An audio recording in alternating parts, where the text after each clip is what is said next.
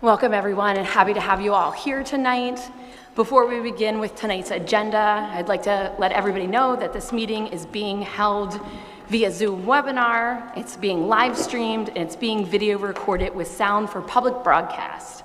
All participants joining via the webinar who wish to comment will need to use the chat feature, which will be enabled during the audience recognition period of the agenda.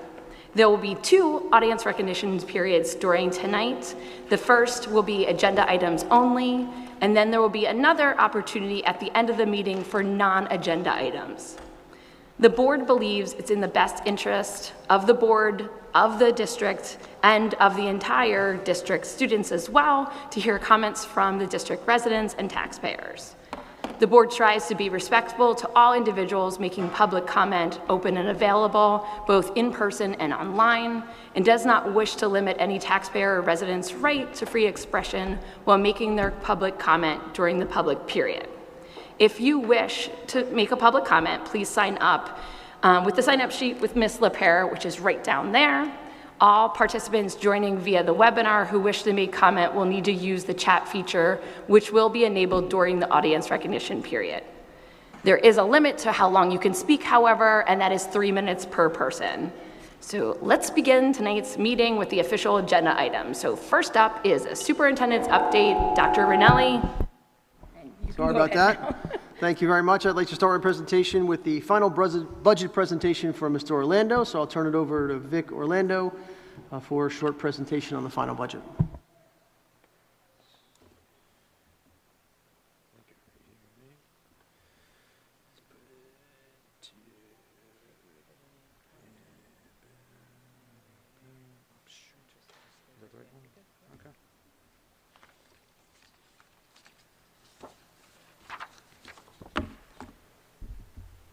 Okay, good evening.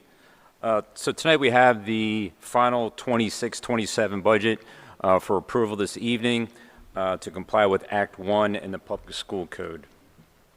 I'm just going to go over a brief overview. We spent several months going over in detail about the 26-27 budget. If you're interested in more information, please look at our website for those meetings that have happened over the last few months. So tonight is the 26-27 budget overview. It's the financial plan for the children of Lower Merion, which supports our extensive curriculum and learning community. And the Lower Merion, as all school districts in Pennsylvania, file the chart of accounts for Pennsylvania local education agencies. And it requires us to classify it in 2 ways. One is our revenues and our expenditures, which we'll go into shortly. So here's the budget calendar. So you can see we had several meetings over the last few months, going to all the different informations or aspects of the budget. And now we're at the, I'll call it the goal line, if I can use a football term, here tonight for the final approval by the school board for the upcoming school year budget. Just a few highlights, which you mentioned in past presentations. The district did not file a preliminary budget with the state. That's usually associated with requests for, they call Act 1 exceptions, and that was not part of our financial plan. The board did adopt a resolution in January certifying we will not exceed the Act 1 index of 3.5%, which is what we have this evening. And Lower Merion, as many school districts are challenging with growing expenditures and declining revenue, but we continue to plan for our near and long-term goals. Okay, so I'm going to first start off with the revenue side. And if you've seen budget presentations in the past, we usually have this pie chart which says, where does the money come from? So as in past years, the vast majority of the financial support comes from the local taxpayers, and that's 84%. So it comes from property taxes. 15% comes from the state, and just a little bit under 1% comes from the federal government. So that makes up our revenues. Here I'm just going to break out each of those different areas. So here you can see the local sources, $294,158,524, and you can see the vast majority comes from property taxes. And you can see the left side, I guess the middle column has what the current year's final budget is, and the right column has the final budget for the upcoming 26-27 year. And the current real estate taxes reflect the updated assessed values, as well as including a 3.5% Act 1 increase to it. And you can see many of the other sources are very similar to what we've had in our proposed final budget and what we presented back a few months ago regarding revenue. Second aspect is the state sources. You can see it's just about a little over $53 million. As you're aware, the state budget has not been approved to date. So the numbers should reflect what the governor has proposed in his budget going back in February. So that reflects the governor's proposal.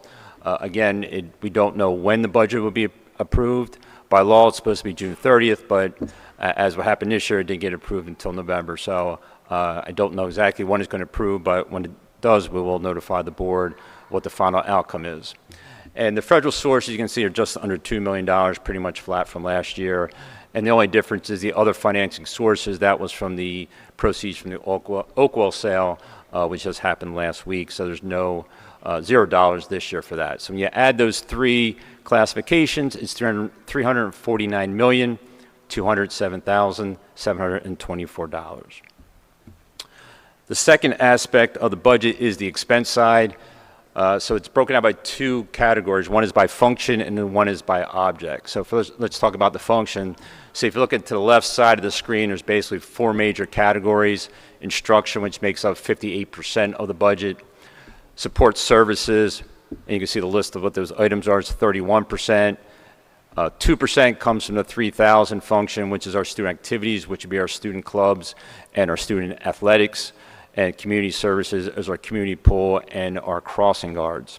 And the 5,000 series, that is made up mostly of our debt service and our interfund transfers. The other aspect is by object, and you can see it goes on the left-hand side what the main categories are, 100 through 900. And we have that small little pie chart at the bottom there showing the vast majority of the expenditures are for salaries and benefits. You know, we're a very labor-driven industry, and as in the past, it's always been in that 70 to 80% range, so it'll be 77% for the upcoming year. The other major category I'll just note is the 900 object, which is 9%.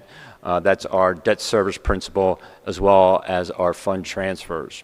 So you can see that makes up, what, 86%.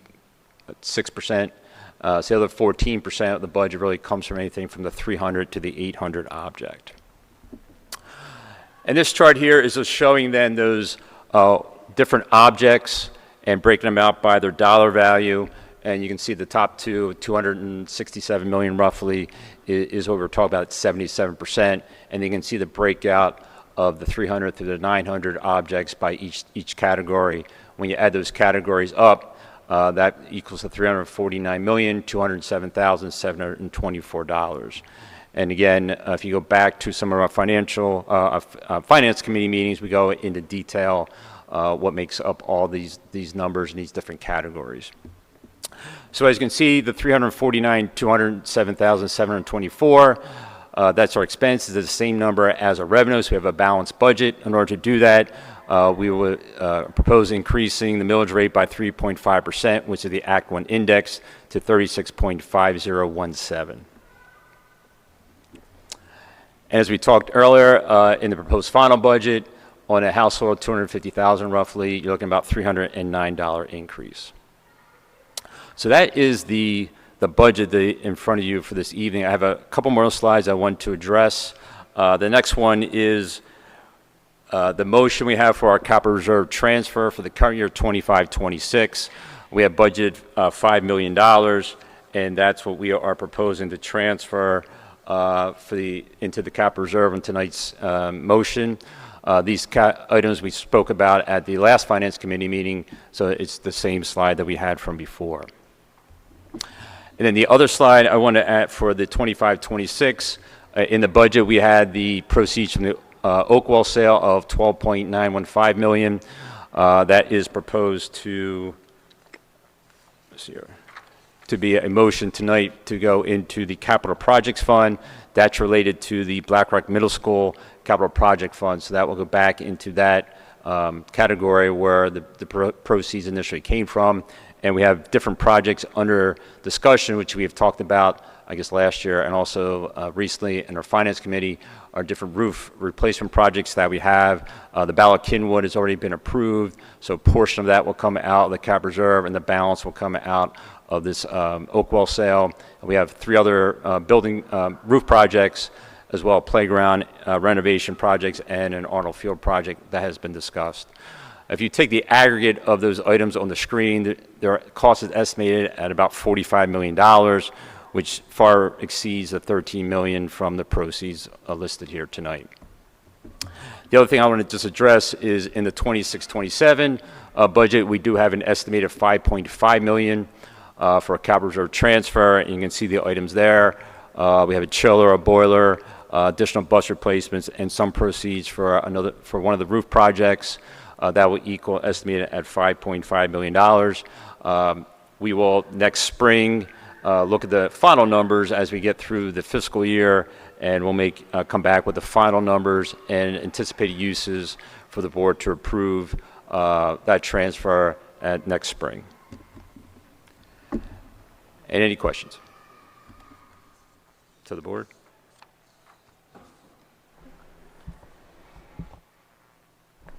Quick question. Thank you so much. Just real quick for the categories 800 and 900, I noticed the anticipated expenditures decreased, but what exactly are some examples that fall under other objects and other use of funds? Just give me 1 second. So the other objects, most of that is interest for our debt service. So as we're paying off more principal, do Economics 101 or interest payments are going down. It's basically what's causing that. The 900 object, the real big reason that is because of the Oakwell proceeds. We had them in the 25-26, but not in the 26-27. So that's really the difference.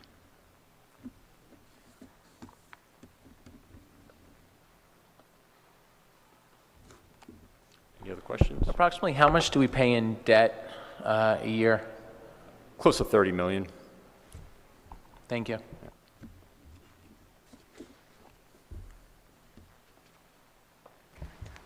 Thank you, Mr. Orlando.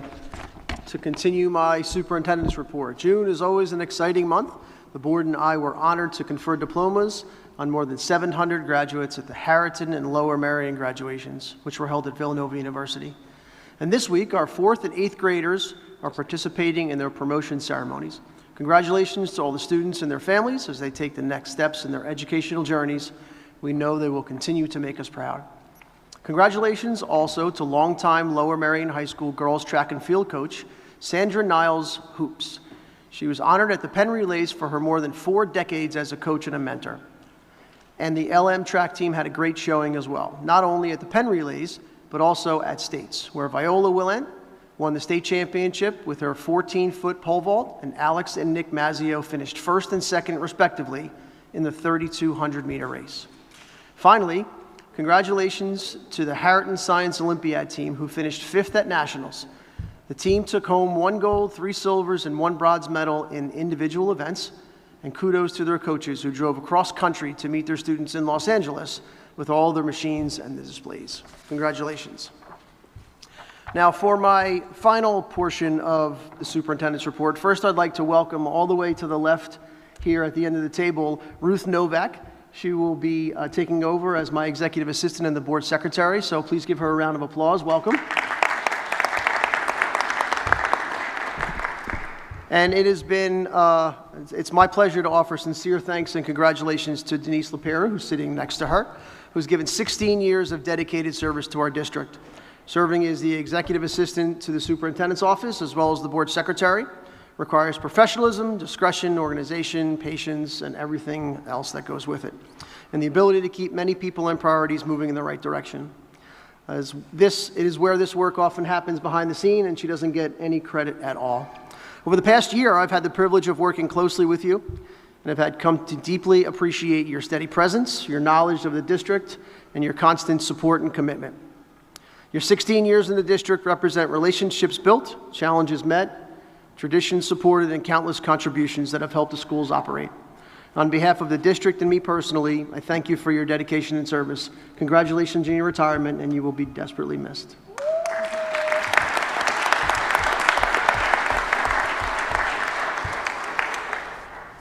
Denise, you're not done. The board has a few words as well. So Todd, would you like to go first? Sure, I'll just share one little story. When we joined the board, there's a whole bunch of paperwork that you have to file. There's a whole big onboarding process. It was a little overwhelming. I was a little confused about something. And at the bottom of every email from Ms. LaPera is 10 numbers. And they're actually phone numbers, you know. And so I called on a phone, this one, the phone. These are actually still remarkably effective tools for communication. So I called up and I heard a very remarkable thing. I heard, hello. And for the past 2.5 years, every time I have called, I have heard, hello. I've not gotten a phone tree. I've not gotten an email or a voicemail that may or may not be called back. I actually got Ms. LaPera. And so thank you for that. Thank you for picking up the phone. Thank you for saying hello. And most importantly, thank you for your commitment to the board and to the children of the district. Jason? So for the past 16 years, the Lower Merion School District, the school board, and the superintendent have been fortunate to have Denise LaPera. She is the master of many different roles and the glue that holds everything together. She is constantly ensuring that everything runs on time and smoothly. She is thoughtful, thorough, and is always there for you, no matter the type of question or the time of day. What is truly remarkable is that she does everything with a smile. She brightens everyone's days. Denise, congratulations on your retirement. We are so happy for you. We wish you only the best, and you will be missed. Juanita?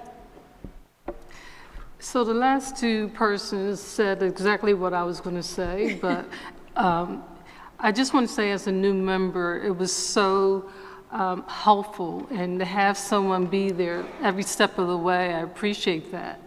You helped me tremendously with feeling comfortable being in this new role, and that no question was too silly. And it's been a short time, but you will be missed. I'll miss your organization. I'll miss your professional attitude at every time I encounter you, and along with your smile.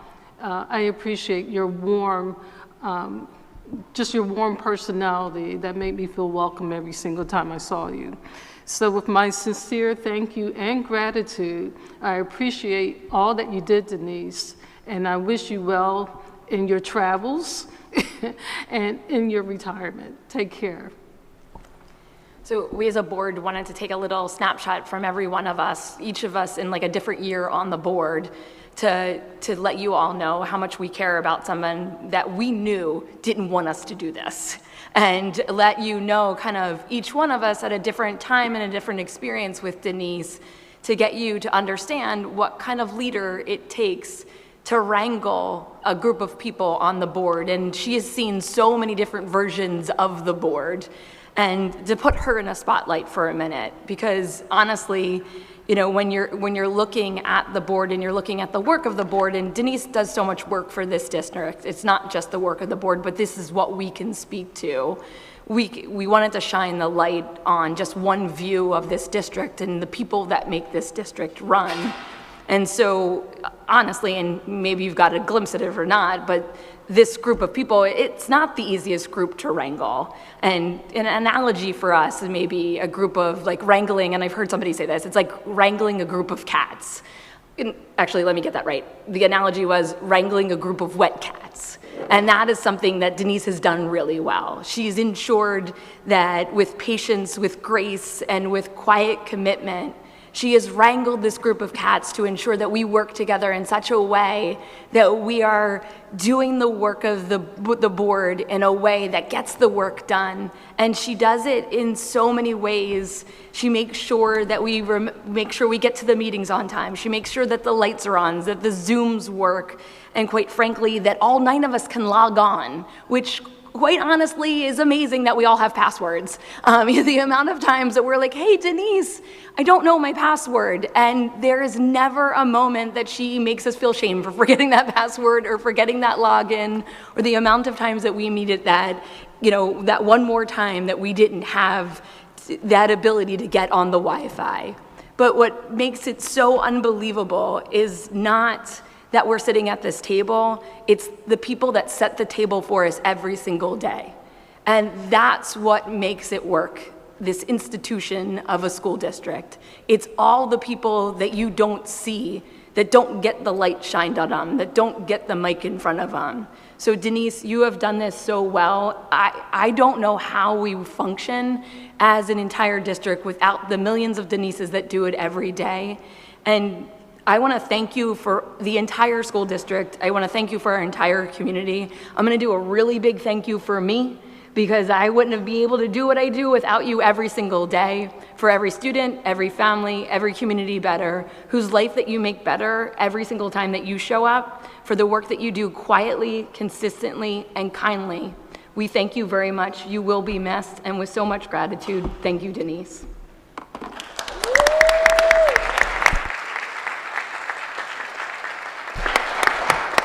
And now with that, let's get on to the committee reports. So the next committee report, I just want to let everybody know that our student representatives will come back to us in September when they are back in school.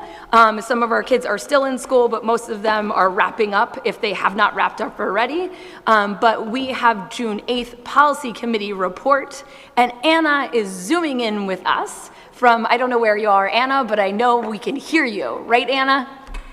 Yes, can you hear me? Great, we can hear you. So you take it over, Anna. Okay, great, thanks. Good to be with everyone in this way. So at our policy committee, we really talked through the work that we've done over the past 8 months, where as a policy committee, we have considered how we can ensure that technology supports teaching and learning in ways that are educationally meaningful, developmentally appropriate, and aligned with the values of our community.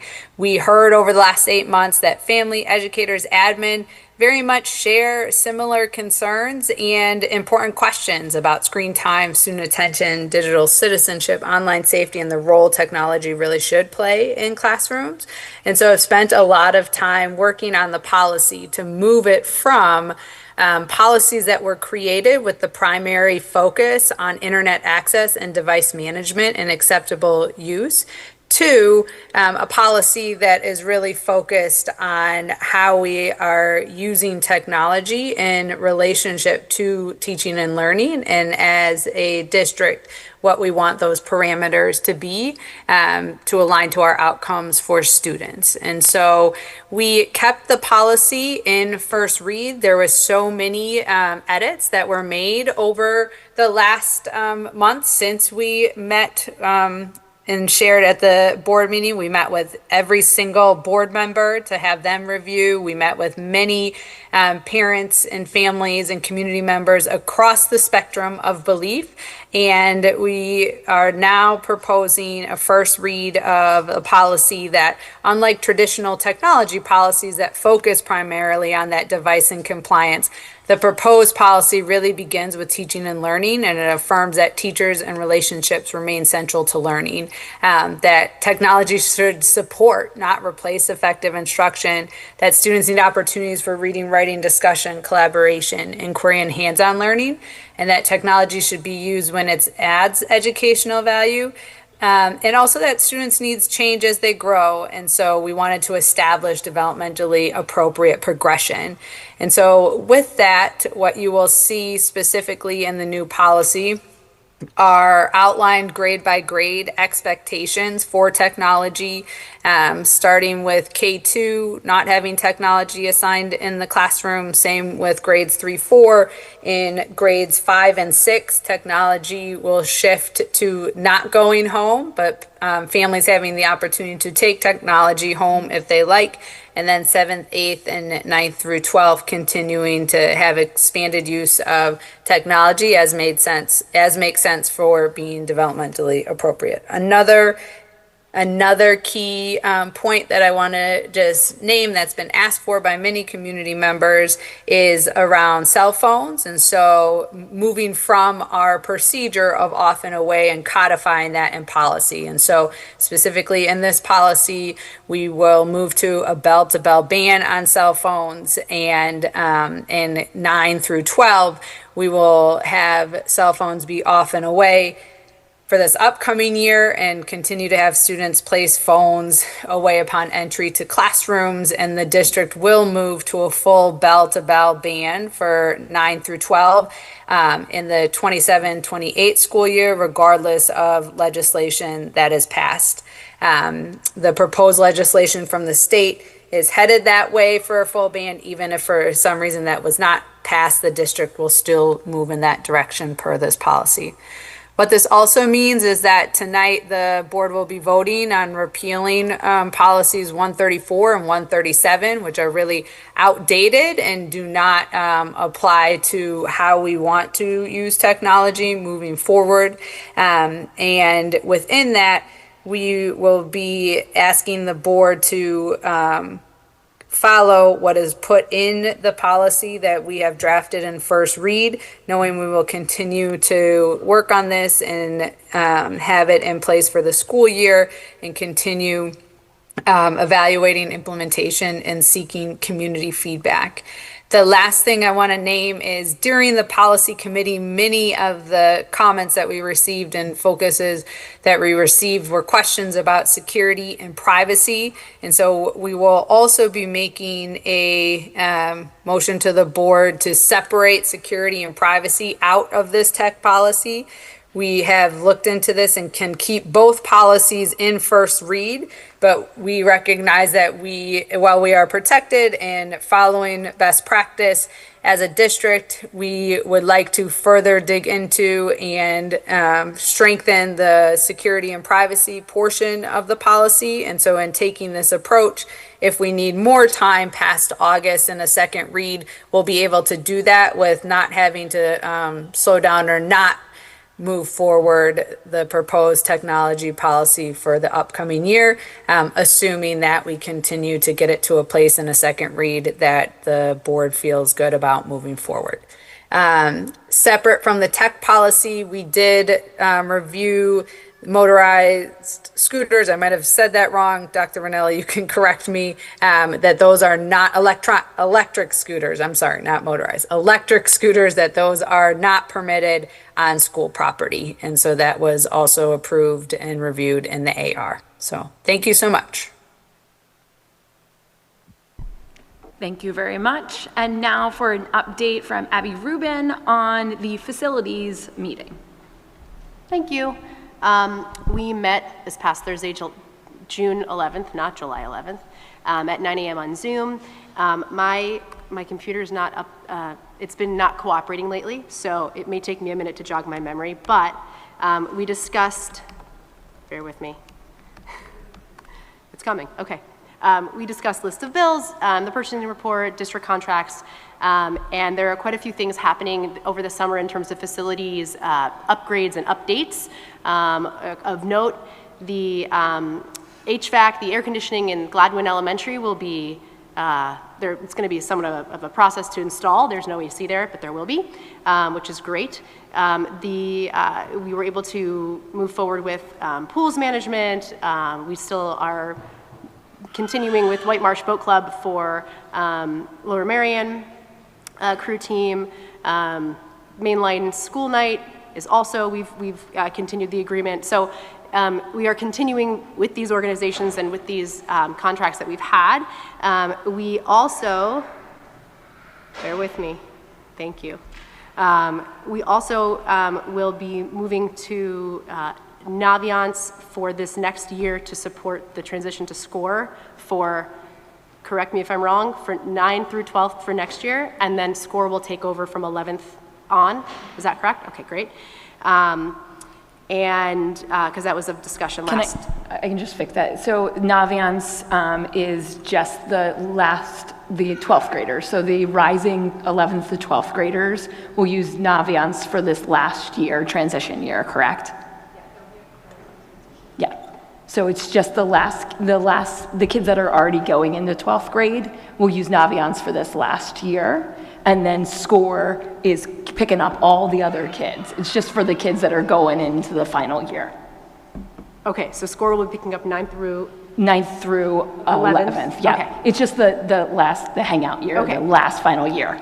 Thank you. That was, glad we clarified that, at least me. And I also want to take a beat and say thank you. There was a community comment regarding Ballackinwood Middle School, the theater program and updating the facilities there. And as we're talking about aligning with digital balance and sort of, creating that healthy balance between how much tech we use and encouraging so much more human-to-human interaction. I think it's a great thing that we have these wonderful programs that we're able to offer in addition to the wonderful curriculum we're able to offer. So I kind of stay posted and keep looking into that update. It's something that I think we're really lucky to offer and our students are lucky to be a part of. And our next meeting, we are not meeting in July, we're meeting August 13th at 9 a.m. on Zoom, and I hope to see you all there. Have a great summer.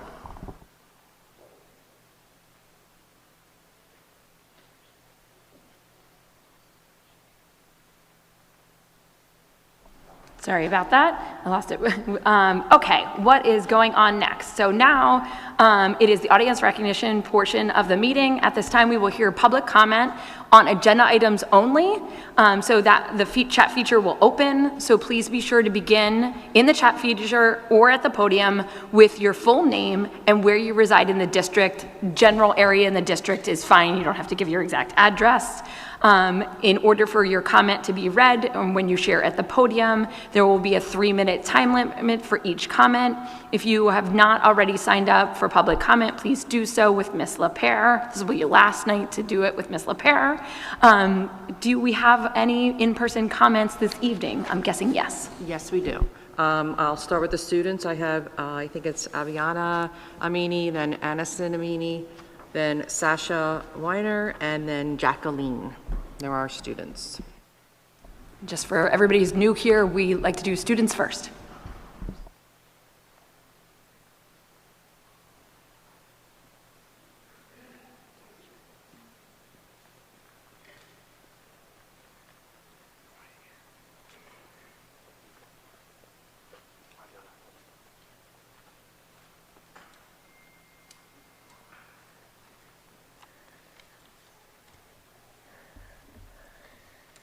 Hi, my name is Aviana Amini, and I live in Ballackinwood with my parents and 3 younger siblings. I go to Ballackinwood Middle School, where we use computers for every one of our 10 classes.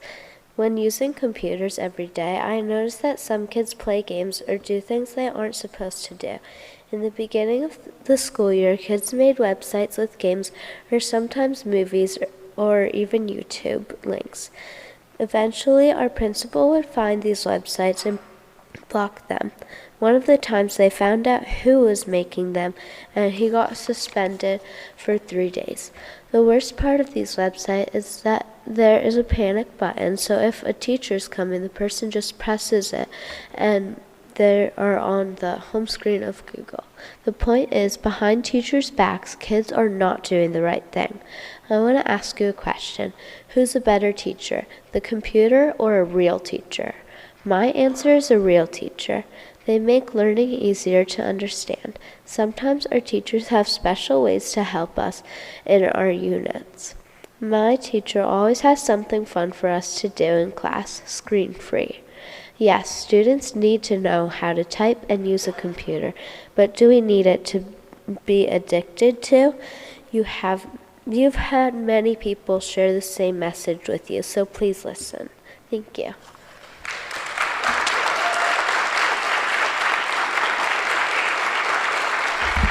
Can I just say, too, that she was pro-screens at the beginning of this, and after listening to all of the stories, all the parents advocating, that she is now screen-free. So thank you, everybody. It works. Hi, my name is Aniston Amini. I have 3 siblings, and I go to Kinwood Elementary. At school, our computers are being used not for work but for games and basically anything the kid wants while the teacher isn't looking. Sometimes their teacher even lets them. Computers are dangerous in more than one way. For example, if someone is texting on Gmail, someone who they don't know could be texting them back. Also, study proves that blue light that screens produce are bad for your eyes. Another reason is that computers are replacing teachers, and it's bad for kids because computers don't help kids learn better, and teachers do. They also help memorize. Do you want your kids, if you have kids, to learn and memorize from teachers or computers? Thank you.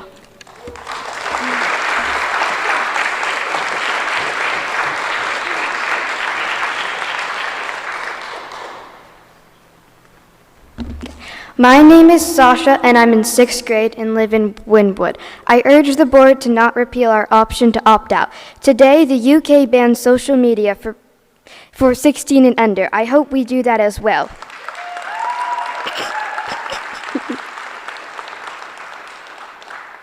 Most kids view their Chromebooks as a personal device, not a learning one. I don't want to spend the majority of my school day on a computer. I want to be taught by a teacher and use real books and handwritten notes. I actually wrote all of this out because I remember stuff better when I write it down.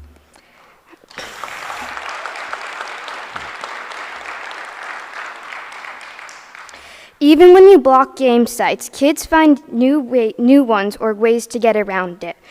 I know I would not do well in a learning environment like that. Please consider how kids learn best when you make decisions. Thank you.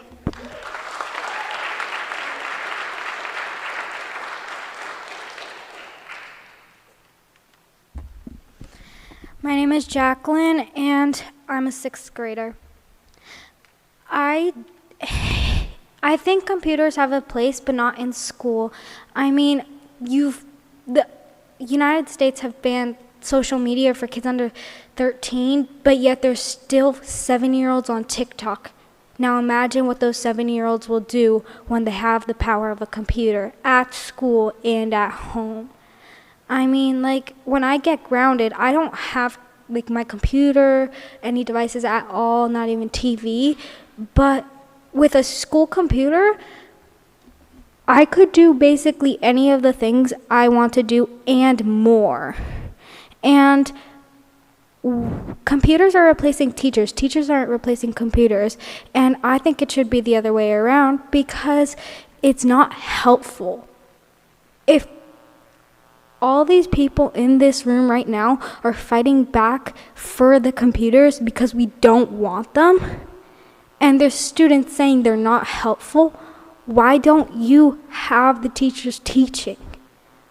Why don't you take away the computers and put back pencils and paper?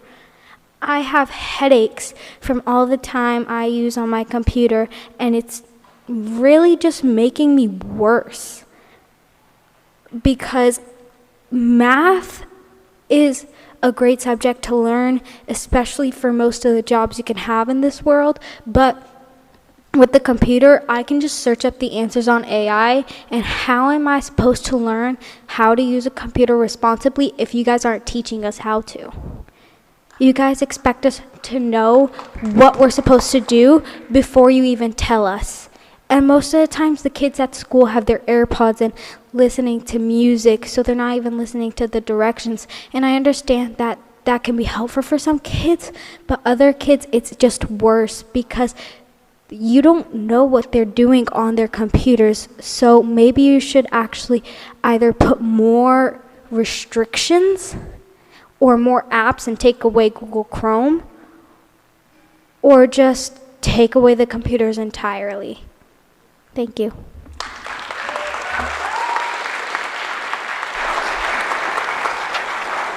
Okay, next we have John Bellis, Sarah Dale, Mike Magwana, and then Aaron Amini.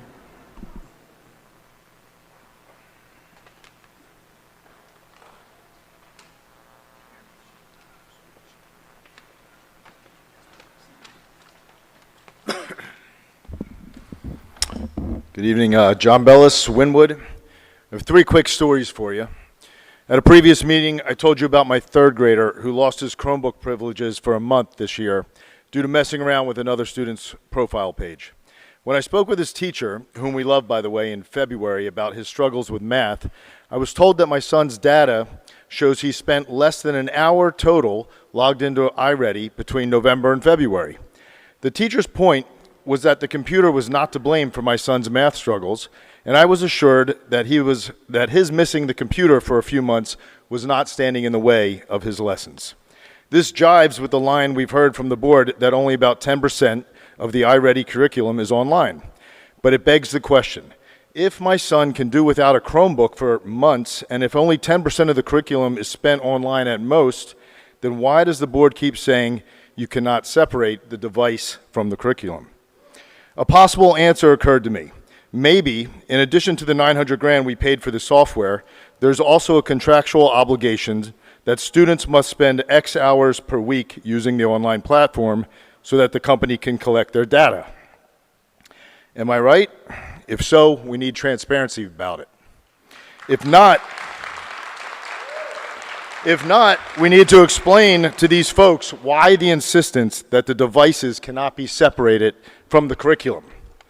Second story, my 3rd grader has started going to the Kumon branch in the Bryn Mawr to catch up on math. The branch has been led by a wonderful educator for over a decade, I believe.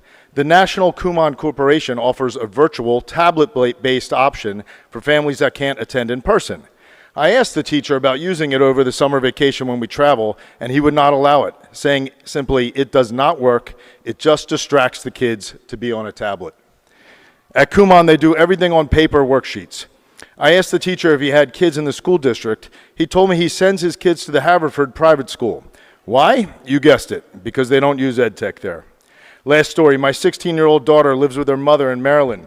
She's listening right now. She did Montessori for K through 8th, no EdTech. She devours a book a week now and is finishing 10th grade with straight A's in 5 honors classes. She didn't get a smartphone until high school and still doesn't have social media. No one can say she would have been better off with EdTech. Unfortunately, there's another teenager in my extended family who has the opposite story. He got hooked on screens during COVID, and from there, the dark web transformed him into a monster. He's now a full-blown cybercriminal, facing hacking charges in 2 states as a minor. Everyone who knows him would say the screens were his downfall. Now, these are just anecdotes, and we've all heard similar stories to mine.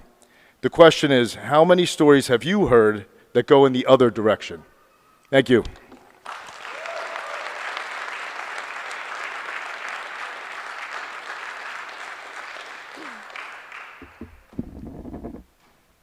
I'm not used to talking to microphones. Good evening, everyone.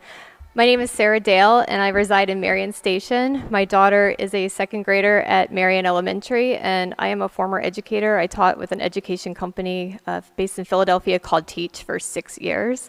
And I came into this conversation a few weeks ago, not particularly concerned about opt-out, but I am concerned about overuse of technology in the schools, and I do want to thank the district for all the work that they've been doing to improve the policy. That being said, I think that until a policy is passed that works for the families in this district, I think it would be unethical to repeal the right of families to revoke their consent to using one-on-one devices. And the reason that I think that is twofold. The first is transparency. So a major theme that emerged for me following this conversation is how little I, as a parent, and how little other parents in my neighborhood who I've been speaking with actually know about what our children are doing on devices at school. My daughter is in 2nd grade, so I know she doesn't have a one-on-one device, but I will say that my introduction to this was not any sort of announcement or letter that she would be using a computer, but simply a school supply list that included headphones. And I actually thought that was a little peculiar. Like, why would you need headphones, which kind of shut out the world? But I didn't think anything of it. I sent her on, and it didn't become apparent to me until a few weeks ago when I actually asked her what she uses Chromebooks for at school. And I will say my daughter loves TV, she loves games, but she had nothing positive to say, and I thought that was very surprising. The second thing that concerns me is responsibility. So I read one of the policies that was put out in May, and I realized that it's been revised since then, but there was wording in there that it is the responsibility of families and students to ensure a proper use of these devices, and I think that's just not right. I think it has to be the responsibility of the district. The district reviews books, that are used, curriculum, bus routes, bus safety. I get a menu. Like, there's oversight over food that students are served, and I just don't think that minors have the capacity to take responsibility for good digital citizenship, probably not until at least latter years of high school. And I just want to end by saying, just more broadly, I was never a full-time K through 12 teacher, but I did lead mathematics programming and SAT and ACT prep at the high school level. I taught in private schools. I taught in public schools throughout Philadelphia, Mastery. I went to Camden. I tutored students in the Marion School District. I worked at the Franklin Institute, and I just will say that we were encouraged to use technology because we were told it helped with diversification of instruction, which is a great thing, like wanting to diversify instruction, but it's a distraction. Thank you.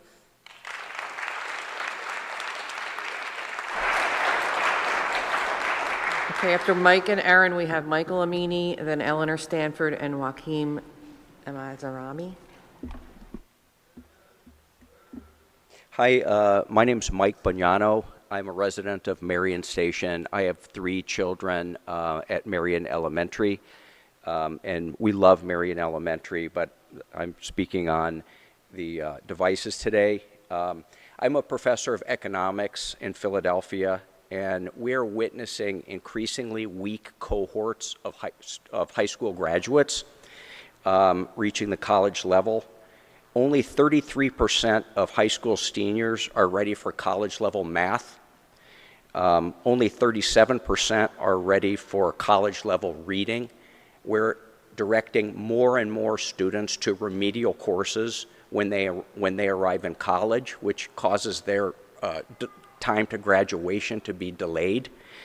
I would argue that this is partly due to increased screen time and the use of AI, which has resulted in shorter student attention spans and dependence on AI. As a result, students are struggling more with math, reading, and writing at the college level. I support the idea of parental choice in opting out of device use. I hope that future device use policies in Lower Marion will be guided by the empirical research on the effects of educational technology. Thank you.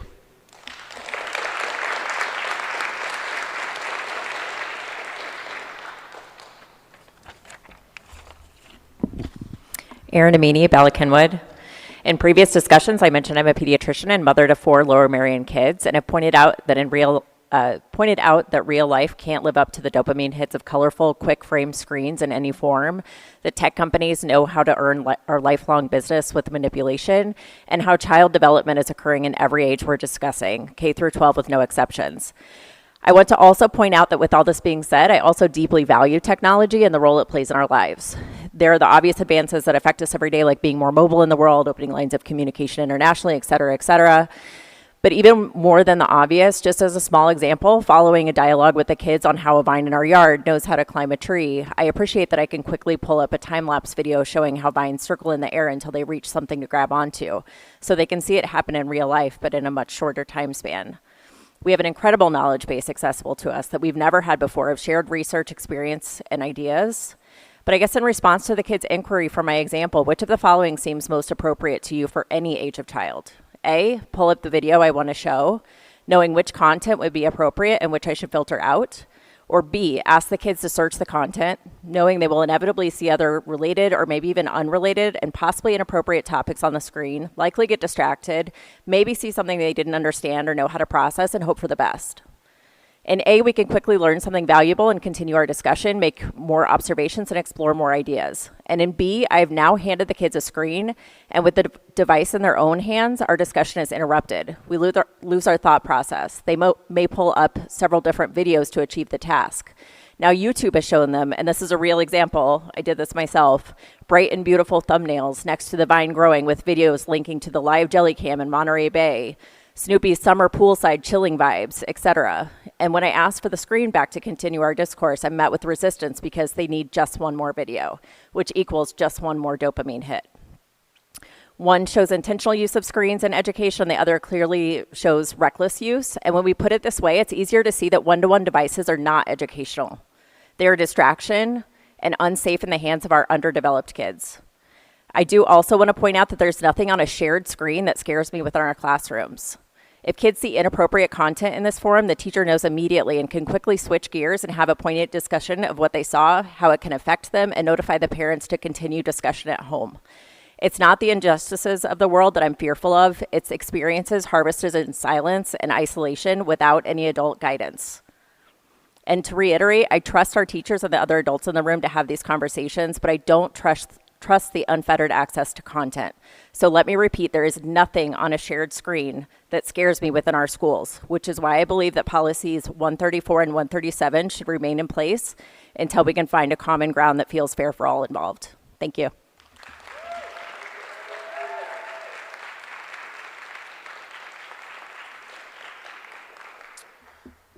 All right, so Michael Amini from Bala-Cynwyd. Good to see you all again. So I wanted to make two statements about 2 points, both of which I've basically brought to you each time I've been in front of you, and then pose a question. So the first is related to data security. So adequate data security has still not really been addressed. Data collected by these companies have already been hacked. The companies are collecting and even profiting off our children's data, and data for which the school has vicariously provided consent in lieu of parents.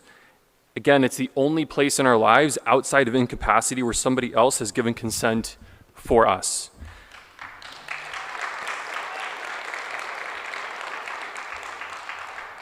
Number two is regarding safety, which Aaron just talked about. Briefly, adequate guardrails to protect children from inappropriate content online are still not in place, and the kids have and likely always will outpace a school's ability to protect those screens. So my question is this: what's stopping Lower Merion from letting families opt out of devices that misuse our children's data and risk exposure to inappropriate content?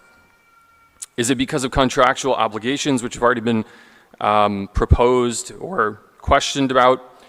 Is it because of the investment in the current curriculum?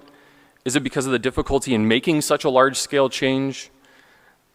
All it took at Cynwyd Elementary was one lead person per grade to solicit the families that wanted to opt out of devices, and very quickly we found out the answer was 1/3.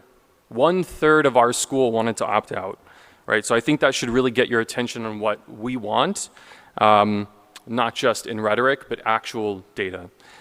So again, I asked the question, what's stopping Lower Merion from being able to let us opt out? We've heard that it's antiquated. This isn't a rhetorical question. I've got a solid minute that I would actually love to hear from you guys instead of you hearing from me. We still haven't had an answer, so that's not rhetorical. I actually would love to hear why that's antiquated.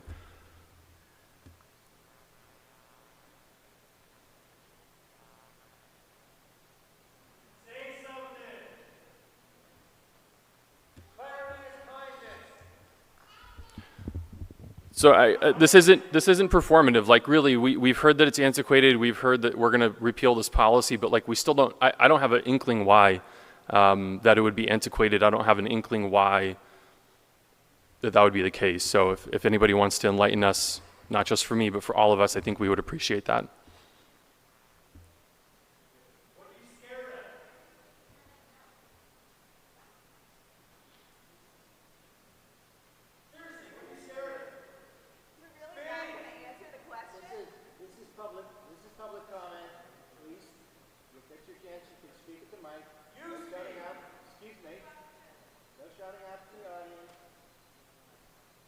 The board will have its chance to deliberate later. This is public comment.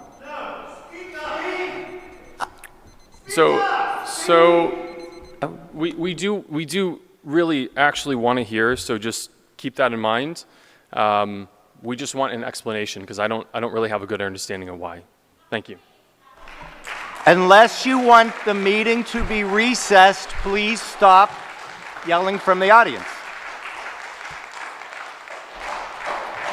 Okay, we have Eleanor, Joaquin, then Teresa Elko, Randy, I think it's Harmis, but I'm not sure, and then Meredith Briscoe Bassett. Eleanor Stanford, Narberth. The board has been presented over the past months with endless evidence and research about the enormous dangers and harms of technology in our schools, as well as countless examples of its misuse and overuse in LMSD. The response of the board was to double down on a vague and ineffective policy, to deploy empty language of equity and balance and intentional use as cover to defend the status quo, to condescendingly lecture and to try to crush any opposition. What could be the motivation behind the board's resistance to evidence and unbiased research? Who is benefiting? It's not students or teachers.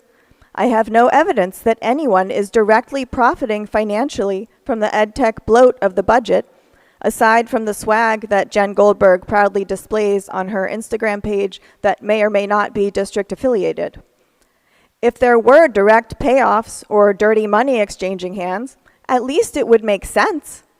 But to think that our kids and teachers have been sold out for simple ideological capture by tech corporations and a few sweatshirts is incredibly depressing. I know at least some of you care deeply about equity, and all the research shows that the increasing use of technology widens the achievement gap. Do you trust corporations to define equity for us? Do you believe they have our best interests at heart?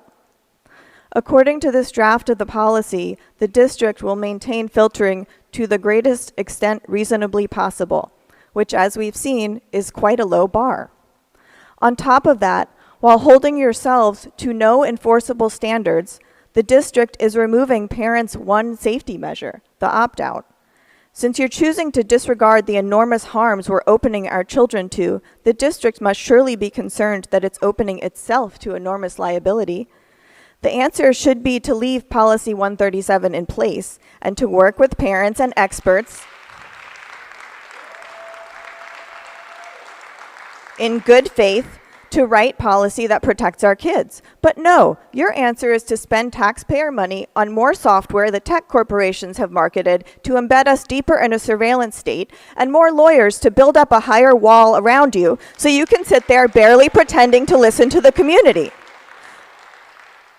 But have courage.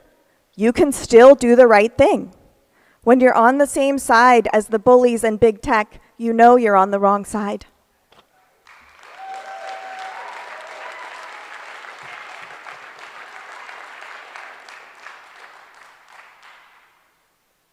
So I don't have anything super fancy planned for tonight. I'm just like...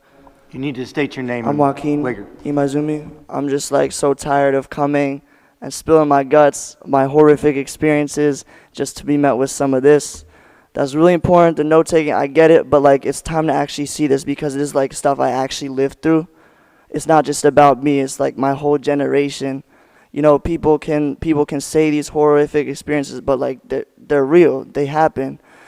And so I just sort of wanted to follow up from last time. You know, I just said a little bit of my daily experience, you know, the 7 out of 13 in the class scrolling on their phone, including the teacher, the AP class and the kids scrolling on Instagram, on their computers when we're not supposed to be on our computers, just all this stuff. So I'm aware that you're continuing the off and away policy until next year. And I just wanted to ask you, Renelli, is it okay with you that my last year of high school looks the same way? Because the off and away policy that currently exists, it's not working. This is exactly what it would look like. So my question to you, it's a yes or no, by the way. Is it okay with you that my last year of high school looks like how I described it? Sir? You can answer. Does it matter? Does this matter? Like, I actually want to know as a student that my superintendent cares about me and my peers. I'd really like to know. This is the time in the meeting, the I board think has I think it's fair, sir, because I'm a student and you these are can- true I'm experiences. simply- And I still haven't heard any word, and it really matters to me really deeply. And you will. You will after Will I though? public Will comment. I? I mean, I haven't, sir. I really I'm haven't. sorry, this is the way. the Renee, meeting- would you like to answer? I mean, I got time. I'm just like, does it matter to you? Genuinely, does it matter to you, these experiences that I'm saying from the heart? Is this a staring contest? I'm confused. It's not supposed to be funny too. This is serious. Like I don't. It's I don't not think we supposed to be can- funny. Does this matter to you? Do you care? I genuinely want to know. I need to know. Nothing? All right. Well, that shows us where you're at. Thank you.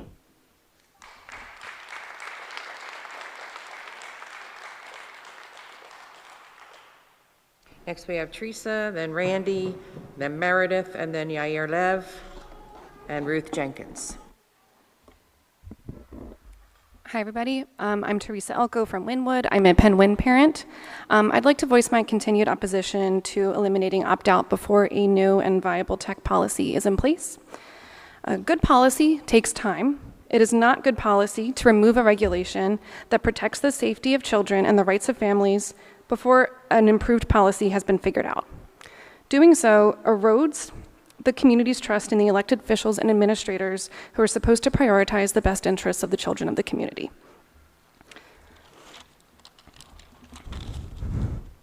Ignoring concerns, respectfully, the solicitation of public feedback on this issue feels performative when much of the feedback isn't taken into consideration, and ignoring these concerns furthers the growing distrust. None of us are here to make your lives harder. We're here to call attention to a growing problem and a serious problem affecting our children's health and cognitive function that's contributing to a widening achievement gap in educational outcomes. This should be a priority for everybody here. The board has stated that we cannot allow opt-out because the curriculum is delivered through devices. This is a fundamental problem from my perspective, and despite the community voicing these concerns, I see no effort to decouple curriculum from tech. Despite prior feedback, the draft policy still uses vague and ambiguous language about developmental appropriateness and necessity without any concrete metrics or supporting evidence. If we implement this policy as written, very little needs to change. Again, this is a problem. The public has asked repeatedly for evidence to support the status quo maintained with the draft policy. We have received nothing. This is a problem. Does the evidence support what's being done? Are we drafting policy based on gut feelings? Something else? We've shared the evidence of the harms of tech. If we're misinformed, please inform us. Where there is no transparency, there is no trust. While we await the transparency as to how these decisions were made, we can only speculate on the board's rationale.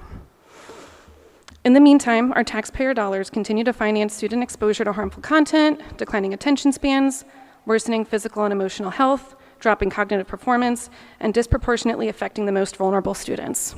Again, we're waiting. Please work with us and help restore that trust. Thank you.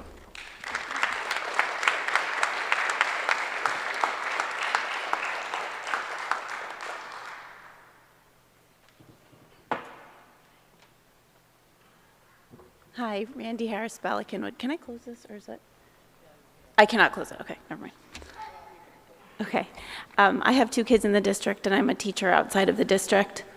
This past fall, LMSD teachers who practiced school lockdowns throughout the year sat with our kids for 2 hours while armed robbers ran through the neighborhood. A couple of years ago, a boy was saved during a cardiac event at BCMS by the gym teacher and school nurse, thanks to CPR and rapid response training. To protect our students who have life-threatening allergies, most teachers are taught how to use EpiPens. These skills are vital to keep our kids safe. But I would not be surprised if one day soon our teachers need to pass an annual cybersecurity training, since so many children are currently viewing unsafe, addictive online content while in school. Monitoring for inappropriate device usage without guardrails and policies in place when LMSD teachers are already dealing with larger class numbers and less in-class support places too much of a burden on them. During the last few months, we have heard from hundreds of concerned parents about the dangers of one-to-one devices and screen use, including developmental pediatricians, ophthalmologists, computer scientists, neuroscientists, college professors, lawyers, many students, and even some teachers who have brought a new and jarring perspective every single time. Thank you, Dr. Ranelli and school board members, for the hours upon hours of listening and the work you have begun on a new and relevant policy. But have you talked to your in-house experts? Not your attorneys, the specialists, like speech therapists, to ask about screen impact on delayed and disordered language development and in LMSD students. Your counselors, to find out about the increase in anxiety, depression, and cyberbullying caused by one-to-one devices. Your occupational therapists, to find out about students' weaker core muscles, hand strength, and coordination. Your behaviorists, to inquire about spikes in students with serious behavior issues that might require one-to-one support and in-class modifications. Your teachers, we have shined a light on a big problem. Let the district's learning specialists paint the rest of the picture for you. Taking away the opt-out policy while this rough draft of a policy gets workshopped over the next couple of months is not only poor practice, but also sets a bad precedent for future work of the board. Tonight, please feel the weight of the decision on your shoulders. No one expects the board to move in lockstep. If you are feeling even slightly unsure, do not repeal these policies tonight, because they are too tightly linked with policy revisions that you are still hard at work completing. Thank you.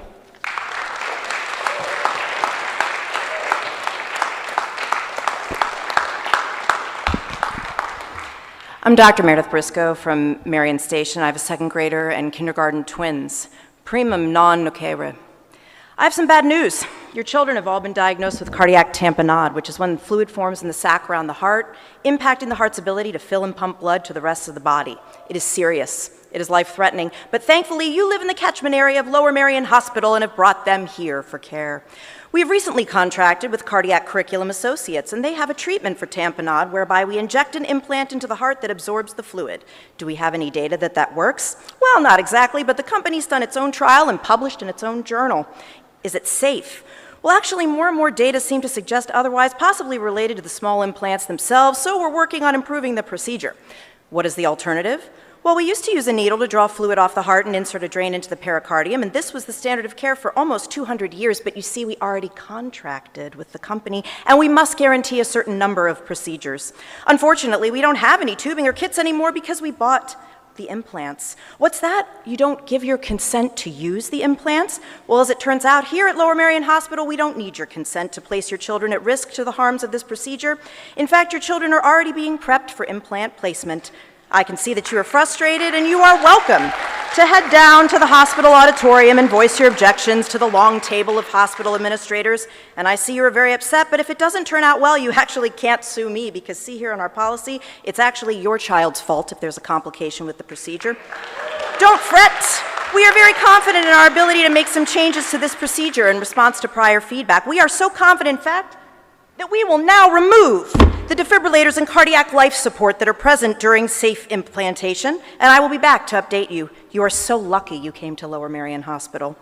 Lower Merion Hospital or Lower Merion School District? How would you feel if this was a real scenario involving your own children?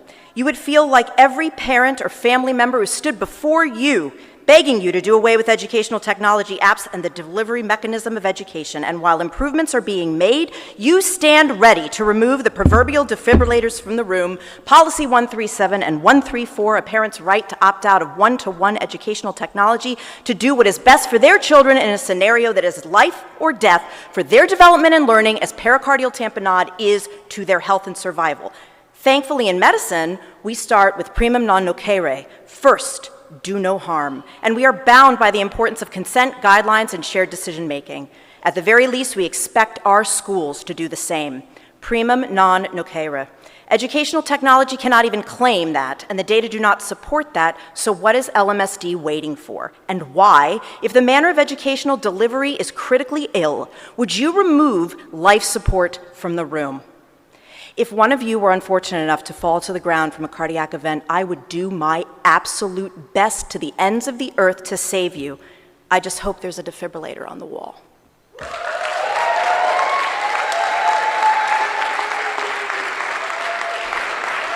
Excuse me, I'm sorry. We had a student sign up. Is that all right with you if the student goes first? He came late from practice. You're like two people, Ruth. So we have Blake Woodland and then Aliyah Morris. They have a 2-year-old with them and would like to go next, if that's okay with everybody. Sorry. Good evening, Ruth Jenkins. Are you? Okay, she said I could go. Okay. Winwood, a parent of 4 Lower Merion graduates and 5 of my 9 grandchildren. So I have been around a long time. I have also known Denise probably longer than anyone on the board in all of her 16 years. And I'll also miss the greeting, the time warnings, the efficiency, and also your cute outfits. Thank you. Now I'll get to my other part. Okay, beware not to drink the Kool-Aid. Is there a benefit to any of you to continue to protect the large corporations who we pay to provide our students work machines that teach them what we do to teach them and what we also purchase from the same corporations? There may be a conflict of interest when you ignore consensus from your constituency about the achievement gap and respond with curriculum doublespeak to concerned parents. A hybrid classroom is very doable. I was a school teacher for many years and worked for 25 years for the Art Institute of Philadelphia.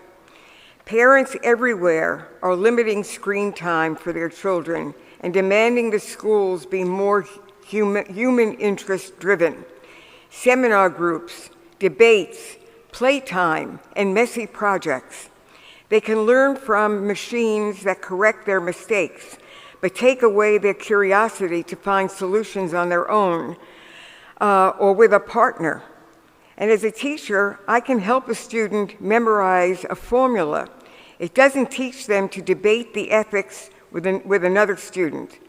The last thing I would want as a teacher is a quiet classroom with the only clicking of a key, the keyboard. A teacher's mission in loco parentis is noticing why and where and what works or doesn't for each individual person in the class. Efficiency is not the same as understanding. Thank you.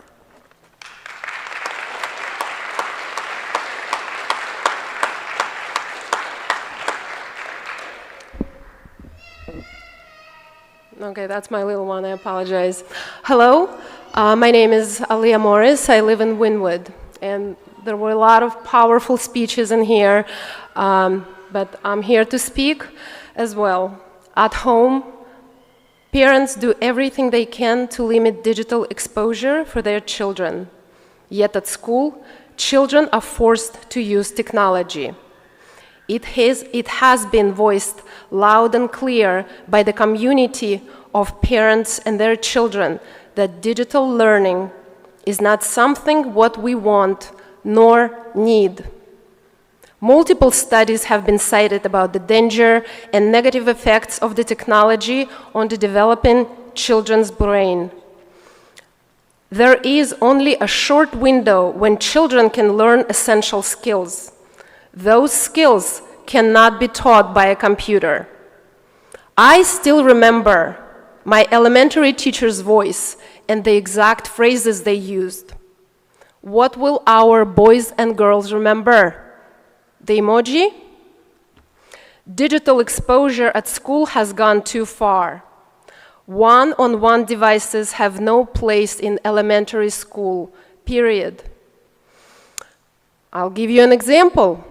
Look at some of medications. It states that it is not for use for children under the age of 12. Why is it so? Because children's body and brain are still developing, and the drug may cause irreversible damage. I'll bring you another example. Vitamin A. We all know how essential it is for growth and development. Yet, in high doses, it is toxic to young children. It is toxic to take in high dose for pregnant mothers as well. It can harm an unborn baby in the womb and cause birth defects. You get the point. Stop poisoning our children. This has gone too far. For many of us, it's just using common sense. Hands-on learning through books is far more superior than learning through screens. Elected officials, you are here to serve us, the people. We are asking you to return learning at schools to its fundamentals: live human interactions, pencils and papers, hands-on projects, and books. Thank you.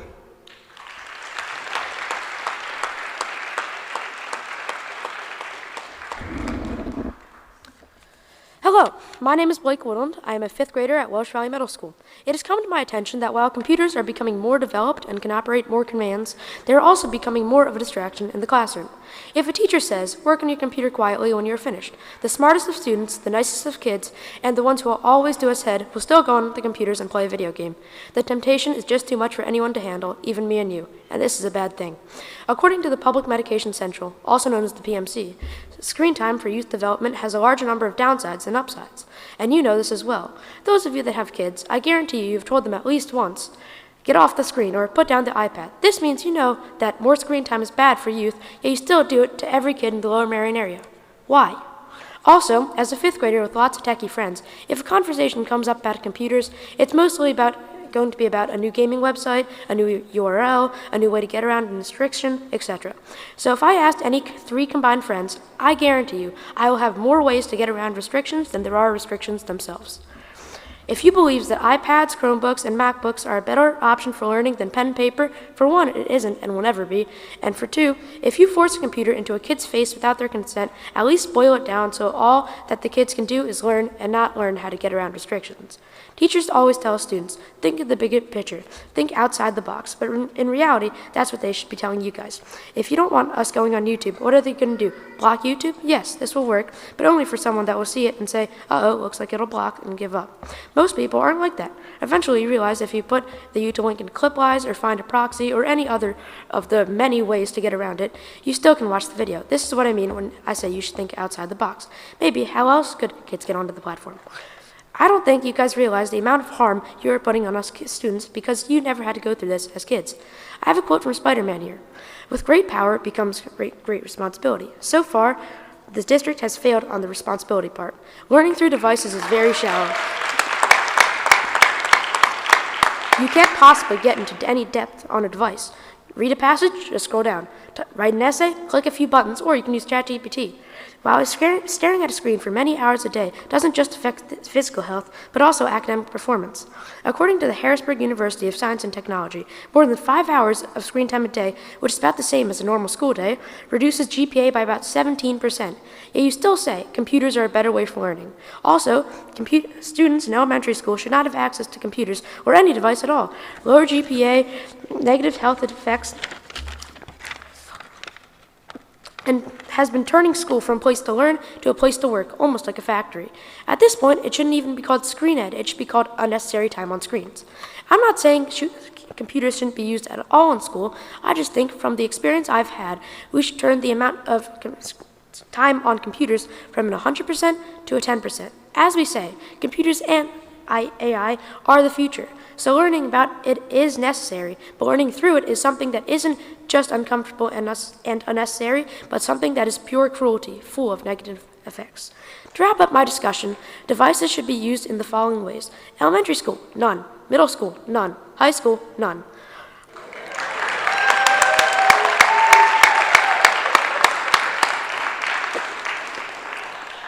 Every grade, K through 12, should have a choice and a voice to opt out and do what's right for their child. We now know that technology in schools has much more downsides than upsides, causing headaches and lowering GPA by about 17%. So you know what to do. Remove tech from being used in school and take all the pressure off the Lower Marion area. Thank you for your time. Next, we have Dr. Lev, then we have Yair Keshik, Ben Pruski, Malik Hossein. Hello, everybody. I wrote something that I wanted to share with you, but, oh, I'm sorry. My name is Yair Lev, and I'm from Marion Station. But before I read this, and maybe I'm going to ask for a few seconds, I have noticed at the beginning of this that I saw here Principal Ross and Dr. Papa George, who entered. And I want to tell you that I never get emotional, and I never cry. And in the last couple of weeks, I became very emotional because I've only known Principal Ross for 2 years, and I've never seen an educator like this in my life. And I have so much respect, and I'm sure that Dr. Papa George is going to be incredible, and I'm looking forward to work with him. But to see what Principal Ross has done for the kids, for my kids, when I pick them up, sitting on the floor in the gym and just playing with them, or you know, when I'm picking them up and I'm late and my kid is in his office and they're just chatting and laughing. I've never seen anything like this, and I just wanted to say that I love you, man, and I wish you all the best.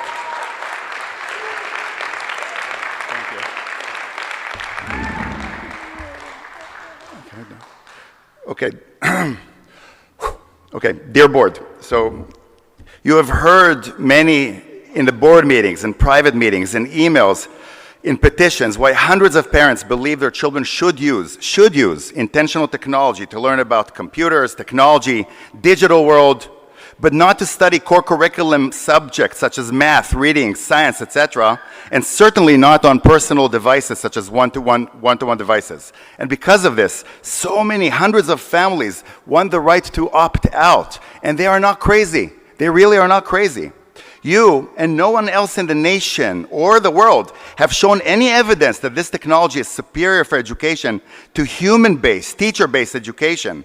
But for months, what you have heard about the harms, privacy risks, distractions, cyberbullying, mental health concerns, cognitive stunting, digital dementia, which is a scientific term now, loss of handwriting, loss of deep reading, inappropriate content, pornography, video games, growing digital wall between our amazing teachers, amazing educators, and the children. And luckily, there are policies in place that are partially visionary, including 134, 137. They allow parents to opt out of this core curriculum delivery, and they require the school district to provide excellent alternative suggestions, education, without the personal one-to-one. And when the superintendent saw families trying to use this right, he told me months ago, he's going to eliminate it. He's going to eliminate it because, and for all the reasons that I believe is wrong. Michael was asking before, why? What is the reasons? And he actually said that it's going to happen by May or June. And I'll tell you, the superintendent says one of the reasons it's not possible because you just can't logistically have children learning with personal one-to-one and then without, in separate classes, hybrid, mixed. And you heard Ruth, who's an educator, to say that she can. But what I'm hearing, and I'm telling you, this is from the heart, I've heard 10 educators from our school districts, more, that they said that it is absolutely possible. But are you listening to them? Are you sitting with them? Are you talking to them? Because the same 10 people are also telling me that there is a giant disconnect. And you are not sitting with them to talk to them, to hear them without fear, without retaliation. So my simple request, and I'm going to finish here, you have demonstrated, board members, that you really are interested in working with us, with the community, and I'm asking you to continue doing so without canceling the parent protection we currently have before we have a mature policy in place. It will take a couple of more months. Why? Why the rush? Please. The policies 137 and 134 should not be repealed at this point. Thank you.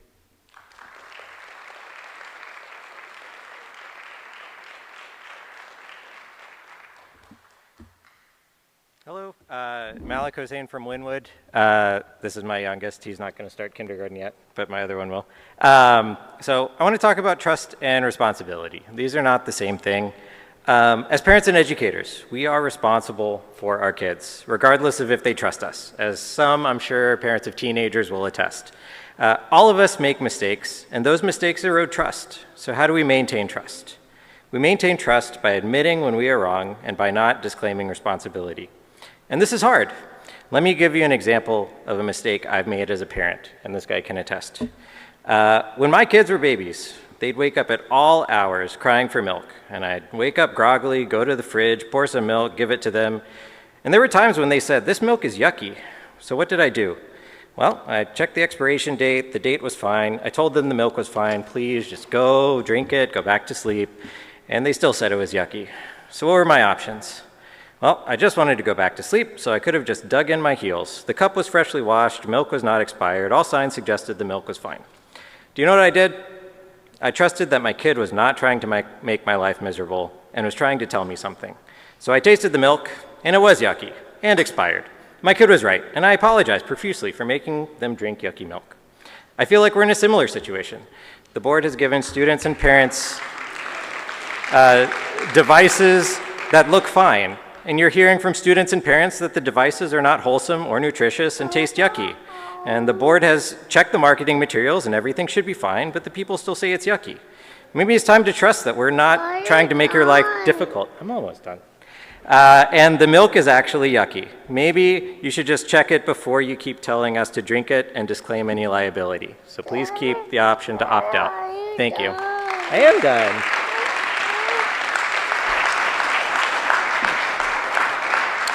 Okay, I don't know if these two people heard me. I had Yair Kajit and Ben Prusky, then Matthew Posey.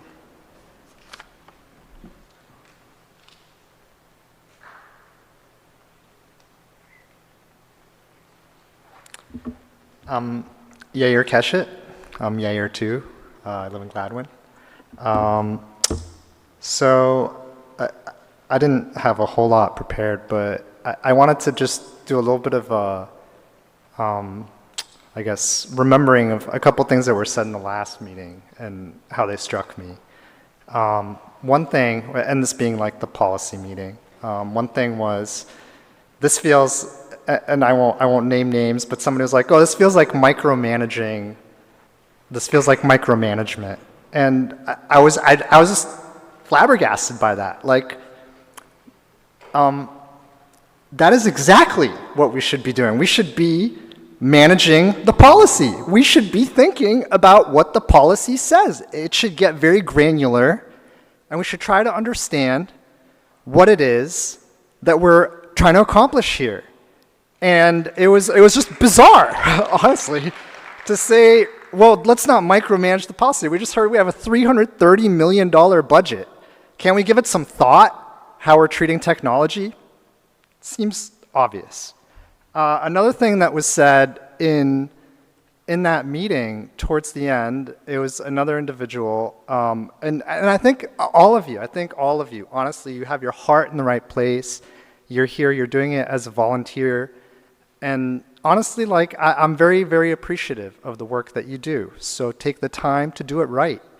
So another thing that was said towards the end of the meeting was, well, this is why we're doing all this work, because we're just going to take out one-to-one devices up to 7th grade.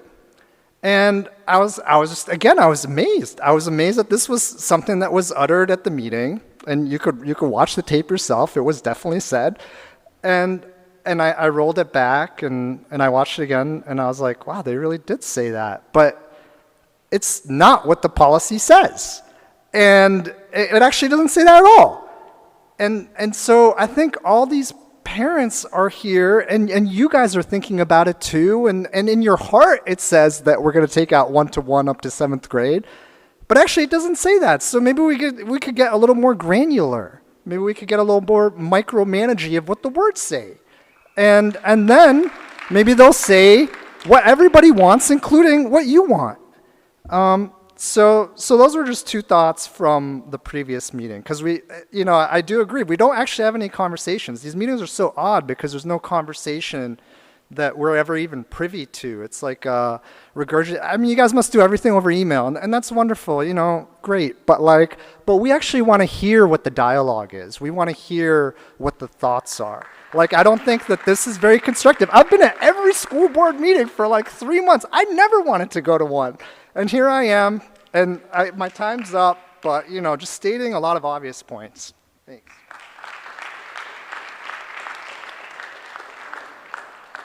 Thank you, Yair. My name is Ben Prusky. I live in Bryn Mawr. I live across the street from Harriton. and I have 3 children, 2 in the district, 1 shortly in the district. I just want to say, as an anecdote, I was awarded mainline soccer's, Lower Merion Soccer Club's Coach of the Year, Recreational League Coach of the Year this year. Okay? Not trying to brag. I'm trying to credentialize myself, so I tell you, there are about 1 million different soccer training apps on Instagram and Facebook that teach your kid how to be this, that, and the other. I mentioned them to these families, and I've coached 2 different teams over the course of the whole year, and I mentioned it one time. We never talked about it again. I never once told a family, hey, look at this app and your kid will get better at soccer. Never, ever. Technology is wonderful. It's not necessary in these schools. Have you guys really spoken to teachers? Have you really consulted with teachers about this? Every week, there's parents in here, concerned parents, the most credentialized parents you could possibly imagine, doctors, psychiatrists, psychologists, college professors from the top universities in the country here. I mean, but have you spoken to your own teachers? Rhetorical question. I'll let you guys think about that. Why has a survey not been sent out? If Kinwood Elementary has a third of its student body, family body that is willing to go without Chromebooks, send an email out to the district. Hey, we're curious. Just a quick little survey. How many people are interested in this? A simple survey. See what the response is. It's just from a curiosity perspective. I want to let you guys know it is okay for you to change your mind. It's okay to change course. Some of you have decided how you're going to vote tonight based on all kinds of factors. It's okay. Dr. Ranelli, when I saw the clips of you doing the graduation ceremonies, that made me proud.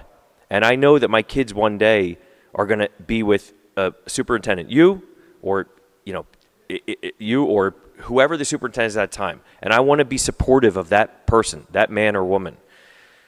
It's okay for us to change our minds about this very important topic. You don't have to do what you're contemplating doing tonight. Thank you. Talk later. Okay, after Matthew, we have Asima Ahmad, Girish Ramaswamy, and then Shanoop Hosey. Hi, Matthew Posey from Bala Kenwood. Just want to comment on some of the agreements that are up for adoption today. Glad to see that some of these agreements finally contain the terms and conditions of use of these products. Maybe someday we'll also be able to review the terms and conditions of iReady. I look forward to that. I note with interest that a lot of the agreements have evidently been signed for more than a month before they were presented to the board for approval, but they were withheld until last Friday night. I think that we should, as a community, should ask why it's acceptable to withhold those documents, to compress the timeline of public scrutiny. Each board member should also ask how they can reasonably be expected to perform their jobs if they don't have that information unless it's 24 hours in advance. So out of the entire $162,000 of capital layout that was on the agenda, only the McGraw-Hill print materials at about $75,000 are actually textbooks. And since the district accounting doesn't segregate technology from textbook spend, if that's any indication, it seems like most of our textbooks money is now going to predatory edtech vendors rather than books. So I just want to look at each agreement individually, because I don't know if you've had a chance to do that. The Top Hat agreement, it's not even signed by the vendor. So the board's asked to vote on an unexecuted agreement. To turn it in, they redline sections 28 through 30, which pertain to web content accessibility guidelines. That's an ADA requirement that every school district must follow. It similarly removed indemnification. So I would ask, if you're sitting here, are you aware of this? And if you're not, is there something that, if we had a larger time frame, would that be good? I think it would. Clarivate/ProQuest has redlined the ability of the district to delete its own data, except when legally required. So as a district, we would not have the option to even do that. So it also delayed breach notifications 72 hours and limited its own liability. This is exactly why predatory edtech vendors, they cannot be trusted. And this is exactly why we need to keep policies 134 and 137 on the books. And lastly, I just want to ask for anyone, teachers or anyone that's part of the Lower Merion Education Association leadership that have not yet stood with parents to resist this push. The EdTech curriculum This is a direct threat to professional livelihoods. The use of the software is going to shift the responsibility from teaching to out-of-state private edtech vendors. Algorithms and automated software, this is going to reduce teachers to internet hall monitors. So I'm going to say, all educators, I urge you across the district need to understand our parental rights are being targeted first. Your jobs will be next. Until then, we're going to speak for you. Don't pass these contracts. Don't repeal these policies. Thank you.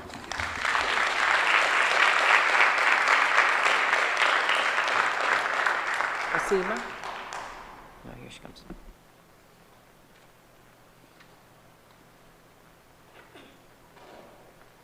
Hi, everyone. I'm Asima Ahmed. I'm an attorney. I have a 3-year-old daughter and 2 stepsons, one who will be starting at Harriton this fall. At his recent 8th grade graduation from Waldorf, which I'm sure you know, but it uses no tech in early childhood, elementary, or middle school, the father of a classmate delivered what's known as the parent speech. His name is Matt Hurst, and with his permission, I'm just going to read a few excerpts of what he said, because I think it really perfectly summarizes the why behind why so many parents are here tonight. During his speech, Matt said, "Raising a child in this community is a truly unique experience. While the vast majority of the rest of our country's children are communicating in 15-second video clips, our kids have been forced into a radical countercultural experiment. It's called talking to each other face to face. It's called learning to work with your hands. It's called engaging with academics to a depth that endures beyond the most recent exam. This style of education only works if there's a shared commitment from every family to support one another in ways big and small. Perfection is not required because community is strong when we as individuals are not. This Waldorf path you've traveled means that the 17 of you now possess rare and ancient skills. You know how to read a physical book. You know how to look a teacher in the eye. You know how to think deeply and critically, question everything, listen intently, and of course you all know how to knit.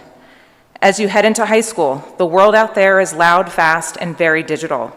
You are stepping out of this Waldorf bubble, but the intent of this educational style was never to isolate you from the rest of the world. It was chosen by your parents to best prepare you to enter it and ensure you do not lose yourself within it. Those rare and ancient skills you've learned, they aren't obsolete in the digital world. They are more critical than ever to help you thrive and succeed next year and beyond in whatever you choose to do in the future. I'm not asking the board for the Waldorf experience. I'm not asking you to incorporate knitting into the curriculum, but I am asking for a teacher-led instructional model and tech-free learning opportunities through elementary at a minimum, so kids know how to think critically, face boredom, be fully engaged in their thoughts and education without the endless distractions that these devices not only provide, but demand of a child. Once a student learns those necessary skills, they'll figure out how to make a PowerPoint too. I'm grateful that the proposed tech policy outlines that K-2 will no longer be assigned one-to-one devices, but personally I would love to see the proposed policy say that the youngest learners will no longer use devices. Focusing on whether or not it's assigned misses the point if a child is still given one to use on a regular basis in school. I ask that you be more ambitious and act more aggressively for the sake of our kids and not just through 2nd grade. These devices are passive, not active. It's distracting, not engaging. They need less, what did I write? This is where my handwriting came a problem. They need more group instruction and more dialogue and peer-to-peer discussion. Thank you.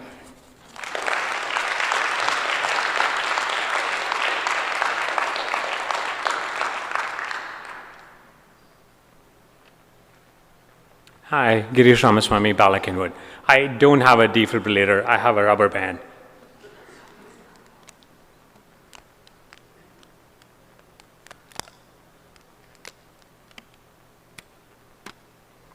To my 2-year-old right there, this is a rubber band. To my elementary school kid standing outside and playing outside, this is angles and shapes. To a middle school kid, this could be the material properties of a rubber that gives it its elasticity and the plethora of real world applications of rubber. To a high school kid, this could basically be about our hands, the bones that gives it its structural rigidity and the soft tissues that gives it its elasticity, adaptability, flexibility, and whatnot. I'm not trivializing it. I'm just saying that simple things like this can be used to teach math, physics, chemistry, and biology to K through 12.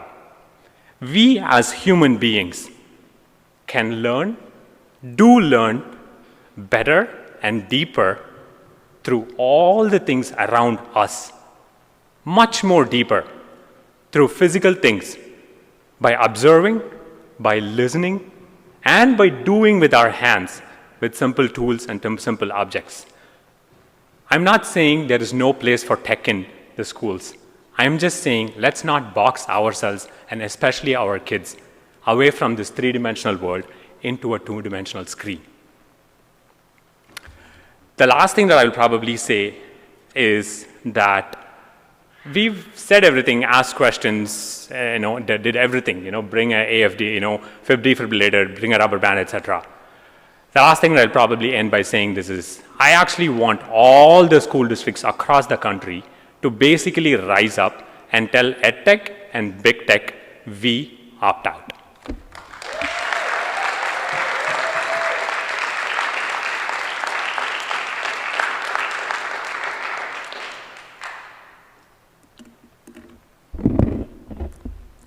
Shinupozi Kinwood.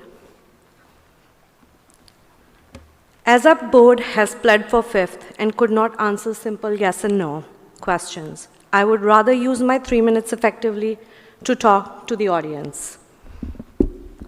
Thank you to the dedicated parents who have worked tirelessly over the past few months to bring our concerns to the school board. For those who are still on the sidelines and following this on Zoom, we need your help to protect our kids' data and privacy. I have heard that Pencils Up has been compared to the organizations like Moms of Liberty or MAHA. Our group is simple and non-political. We are trying not to ban technology. We are just asking for tried and tested teaching methods and for opt-out or opt-in rights to personal gadgets assigned to our children. So please join us, make your voice heard, protect our kids. Also, I would like to talk to the teachers' union. I hope you are paying close attention to the budget numbers presented today.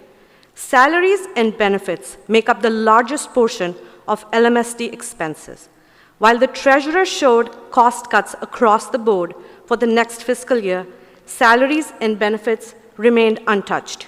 So, what is coming next on the chopping block? A reduction in headcount, replacing manpower with technology. This is how it always goes. We have already seen support staff reduced to the minimum point. To this point, that our beloved school principal, Mr. Ross, has to stand outside in the morning to monitor the bus circle. Thank you, Mr. Ross. We love you and we'll miss you. Teachers, you are the next. My plea to every resident who contributes to the 84% of LMSD funding is this: demand that the school board requires explicit parental permission to opt in to these tech initiatives, rather than forcing them on our kids. Thank you. Next, we have Rebecca Foscolo, David Smythe, then Tita Smith Escobedo, and Taylor Chroma Wiley.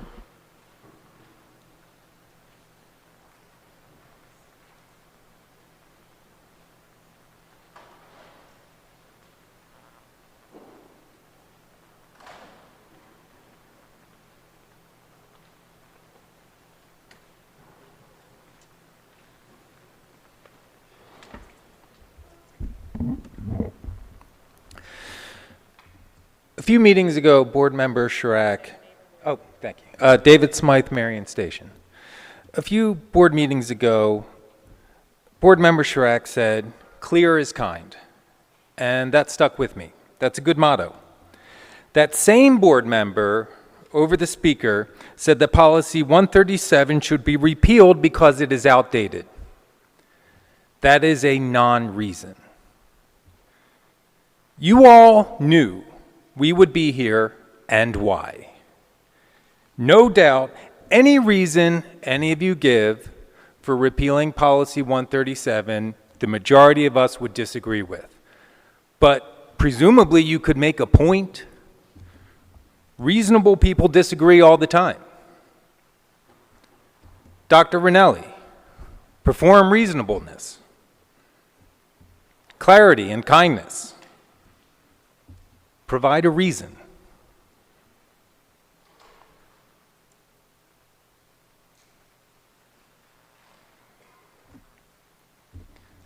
Can you please speak to a reason?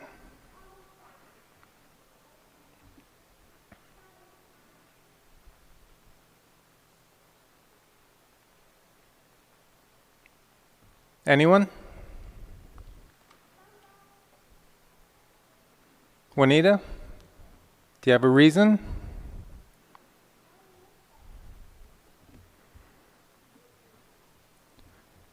Dr. Sauner, care to distract us with talks of astronauts?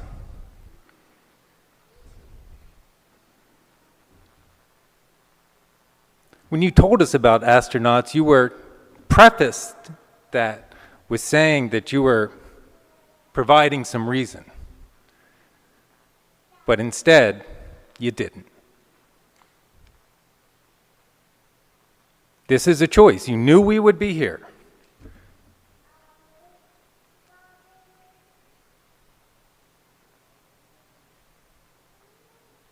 Whatever reason you state, I'm not going to argue it. I'm just want to hear.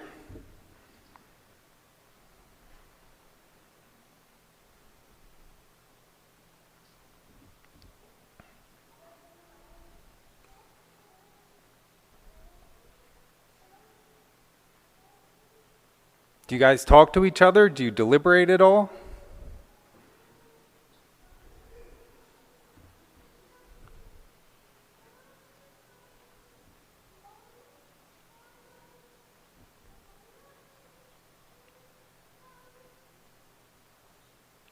Doctor?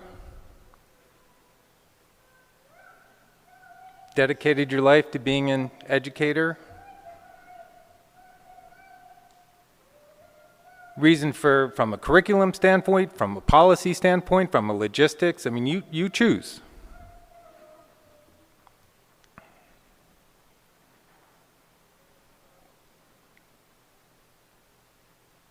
You knew we would be here.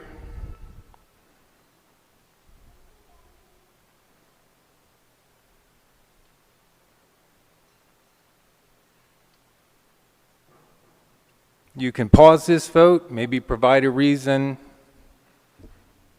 at the next meeting. Maybe you can put something online, something about equity maybe.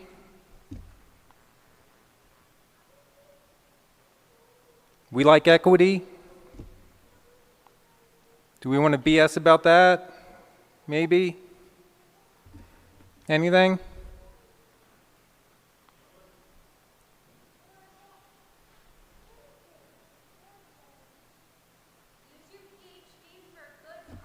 Yeah, you're doctors. You're smarter than me.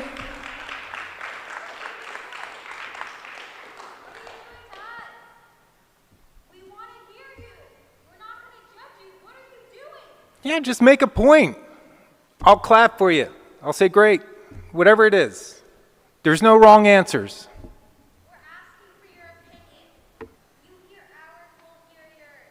We would love to hear from educators.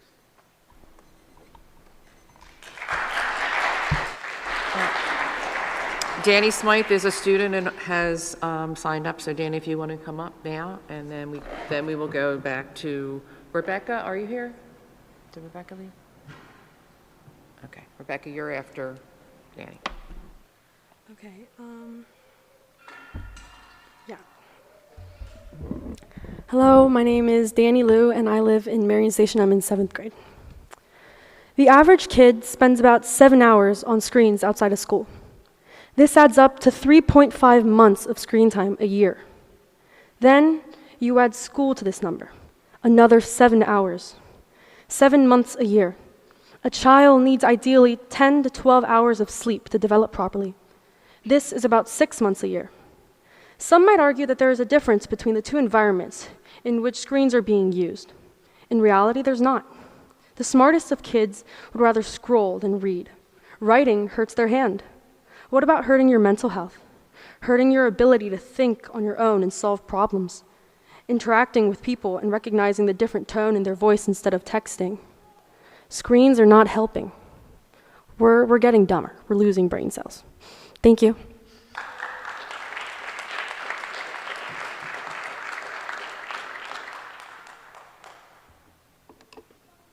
Hi, Rebecca Winwood. I have 2 boys. I mean, there's really nothing else to say that hasn't already been said. Just really confusing how you can actually look out into the field of very, very smart people who are telling you all the bad things that are going to happen and just say absolutely nothing. It's actually kind of disgraceful. I really don't understand how you can literally sit there and say nothing. Like, we've put in our time. We are educated people with, like, brains that we're telling you. There's research. We're trying to protect our children. I don't understand. Are we not on the same level here? Are we not understanding each other? Because it feels like we're having a very different conversation. Because you're putting all of our children's lives at risk, and you're just sitting there. And it's really freaking frustrating. You have nothing to say at all. Nothing. It's like not reasonable to you at all that we pause this until we know more information. How is that not reasonable? I mean, we're trying to have a conversation, like where one person speaks and then another person speaks. Do you guys know how to do that anymore? Can somebody say something? You have all of these parents here. I see it on all of your faces. Say something. You have enough people here that are concerned. We just want our kids to be good people who communicate in the world and have problem-solving skills and are creative. My son brought his iPad home on a snow day.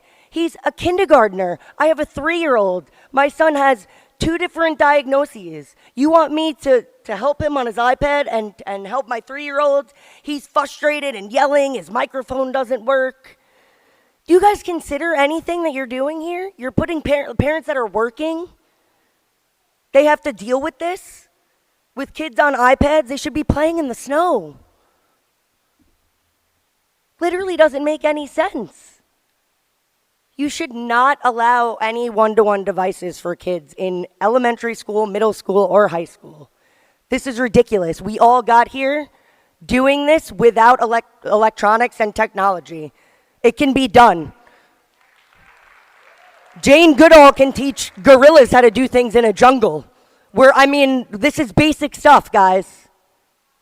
This makes absolutely no sense. You should 100% pause this until you know more about what's going on and allow parents to opt out for their children because their lives really are on the line.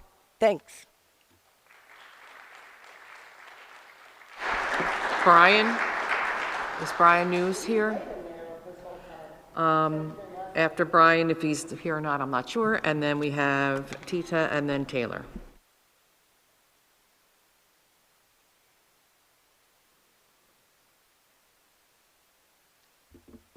Sorry. Good evening. Brian Niels, Ardmore.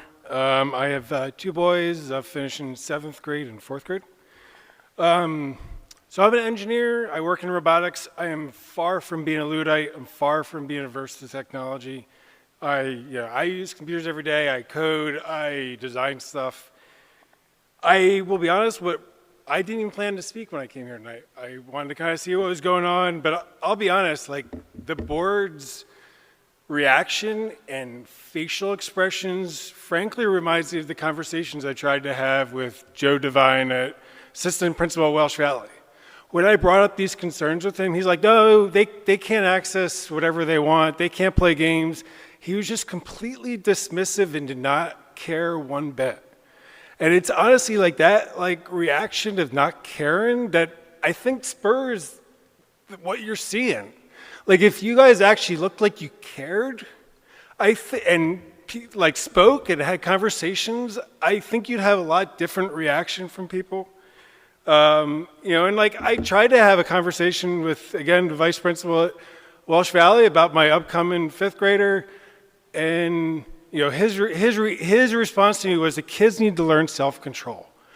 And my reaction was like, oh, should we just hand out nicotine packets in middle school and see hey kids, it's cherry flavored, you guys just gotta learn self-control. That is the most asinine thing to hear from an educator. That is ridiculous. That we're expecting 11-year-olds to show self-control that we expect of a 21-year-old. I mean, it's insane. So since we're getting a silent treatment, I figured I'll respect your silent treatment and I'll ask some questions. All right, put your hand up if you're currently beholden to, if you're not beholden to an NDA. All right, so every Board of Ed member is beholden to an NDA and can't speak, so that's why they're being quiet. Raise a hand if you've actually spoken to a teacher about this policy.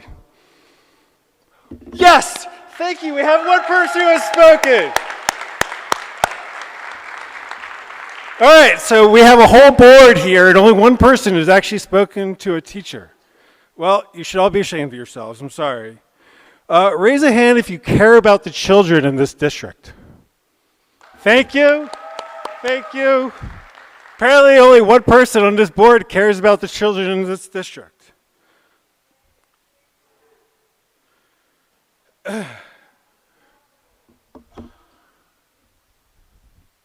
Raise a hand if you care about the teachers in this district.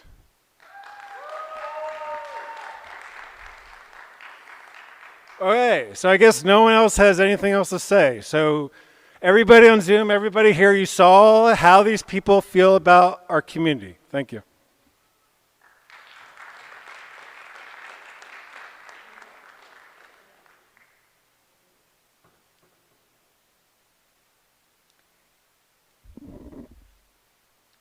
My name is Tita. I'm from Marion. I'm the mother of 2 middle school girls, and I'm here tonight because I live in this community and I believe in this community. And as a Latina, I know how privileged I am and my kids are for being part of this community.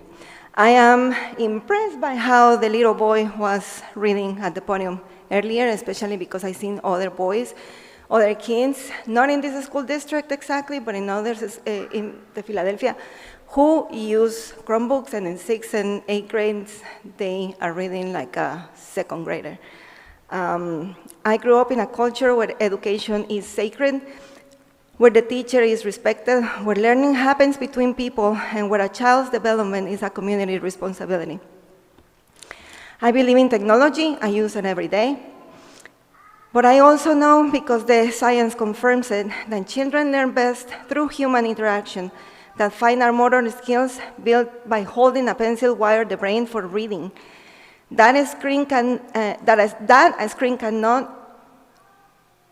do what a teacher does. I also want to talk about equity. In a district like ours, equity is often assumed. We have resources, but here is what I have noticed. Families with more can supplement what the school takes away. Private tutors, art classes, time outdoors. Family with less, and they exist in our district, cannot supplement. So when the district replaces books, pencils, and paper, instruction with a Chromebook, it is not neutral. It is a decision that lands differently depending on who your child is and what support they get at home. I also want to say this. Your policy is not safe for our kids at any level. Decisions about EdTech contracts and one-on-one devices were made at tables that did not include many voices like mine. Parents were not asked. Families from different cultural backgrounds were not consulted. And yet our children are the ones sitting in front of these screens for 6 hours a day while their spines curve, their eyesight changes, and their attention spans shrink. Equity is not giving every child a Chromebook. Equity is giving every child what they need to become fully human and develop, and that has always required another human being.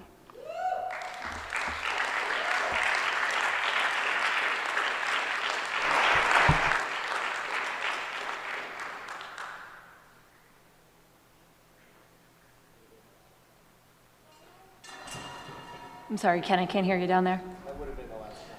Okay, No, so we we're have done. Taylor, we have Taylor coming up, and then that was it for the sign-ins, and we still have chat ones to read as well. Okay, we'll do Taylor and then we'll wrap up in-person chat. Okay. So no more sign-ins? Yeah. Yeah. That's what I just, yes, that's what I was asking. Okay. Hi, Taylor Cromo-Wiley, Balakinwood. I want to apologize for using this tool in my hand. I did not have time to take my in-paper notes. I was at the emergency vet until 7:45, ran home to drop him off, and come here because I thought it was really important to show up.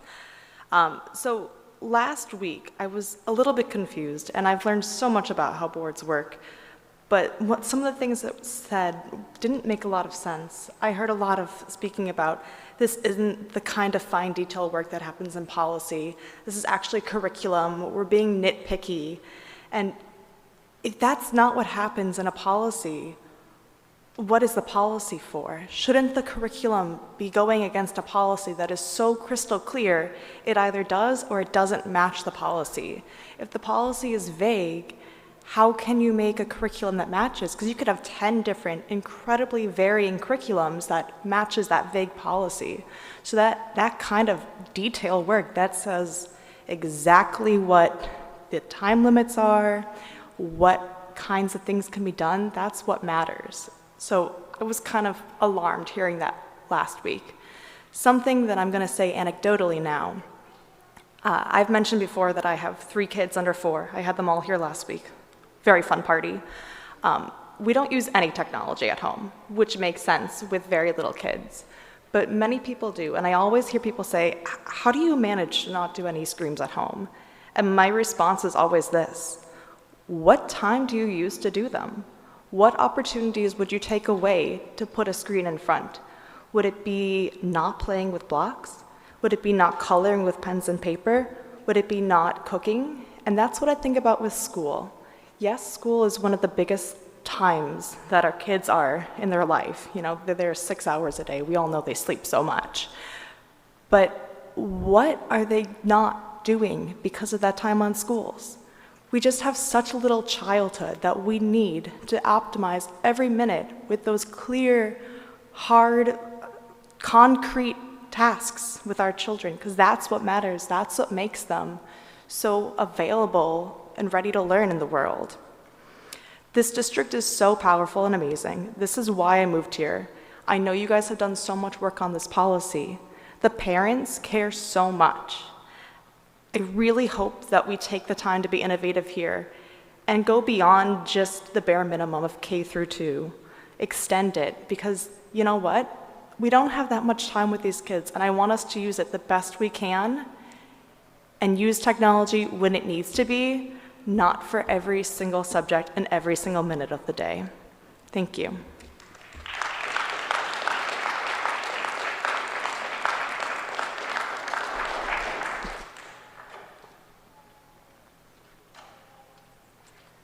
Hi, my name is Leith Spear-Barton. I live in Bryn Mawr, and I have a first grader and a fifth grader.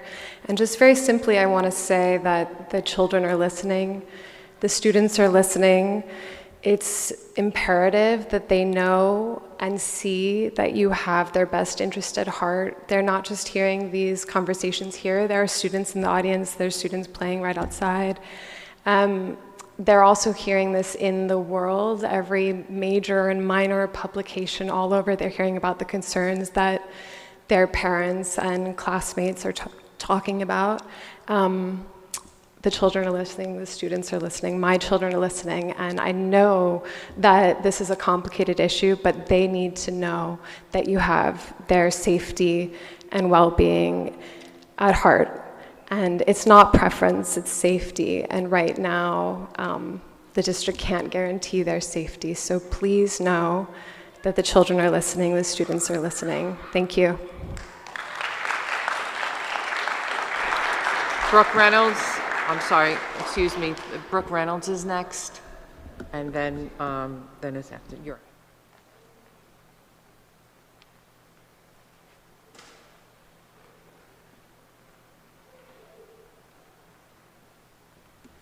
Good evening, everyone. My name is Brooke Reynolds, and I'm from Balakinwood, PA. I appreciate the work that the board has done, tirelessly going over the policies, listening to the community, and doing your own individual research. While I appreciate a lot of the feedback that has been given from the community tonight, I recognize that as an important piece of what you need to hear in regards to the parents of this community. I would strongly encourage the board to consider perhaps maybe doing some smaller focus groups where the board would have the ability to actually respond back to the community's concern, and we can do it in a workshop fashion, like we go over a lot of the mission and values that we do for the district as a whole. I recognize this work is important. People are very passionate in regards to how they feel about it, and certainly we recognize that you guys carry a huge weight. I would just love for there to be an optimization of the process and how we go about learning about workshopping and revising policy so that we can continue to move forward, and that as a community we can continue to uphold the values and respect and the care that we encourage our students to use in these schools within these meetings. Thank you.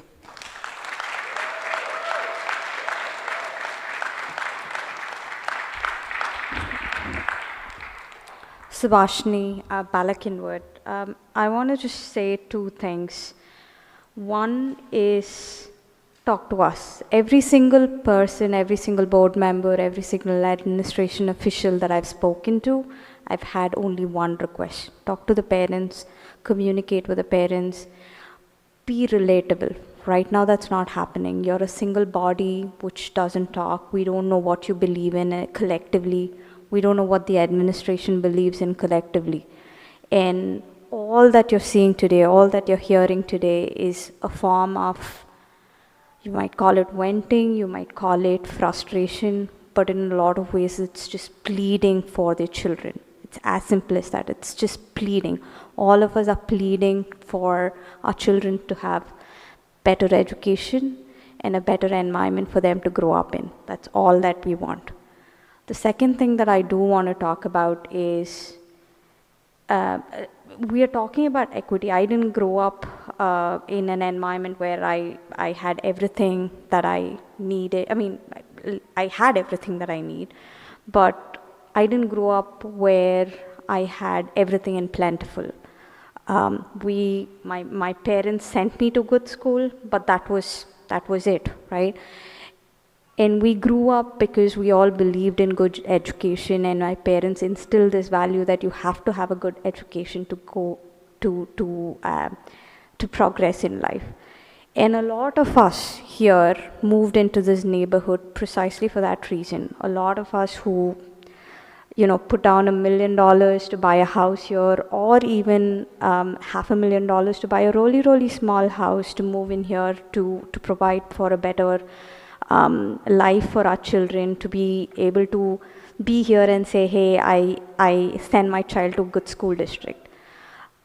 But are we doing all that we can do to provide that education right now in the school district? I don't believe so. In the last 10 years, the equity gap has only increased over time. I think if you compare students of today to students of 20 years ago, you will definitely find the students of today are lacking. So let's come together and reimagine what our school district should provide in the form of education, and not just simply provide lip service to saying, hey, we want equity. We want children to be successful, but really define what does that mean.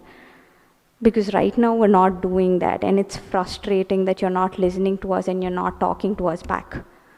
It's very, very frustrating, and that's what you're hearing tonight. Thank you. Rory Balkin.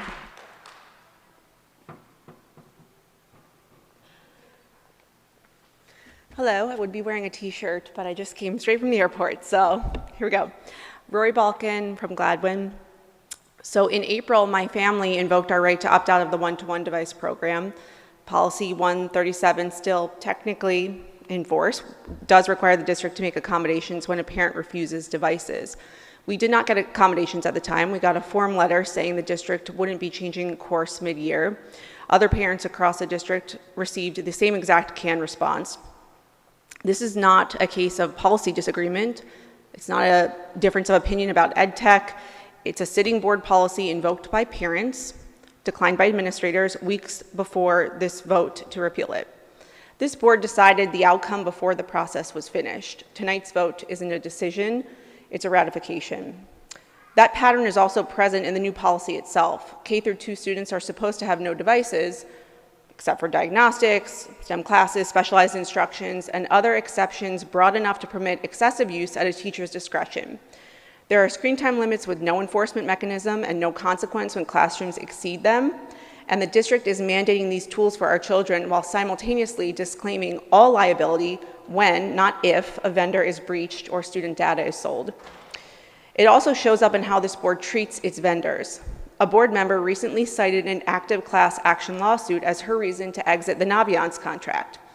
That's a reasonable position, but Curriculum Associates iReady, which is used daily by our youngest students, is named in its own active federal lawsuit, filed December 2025, alleging it transmits student data to third parties without parental consent.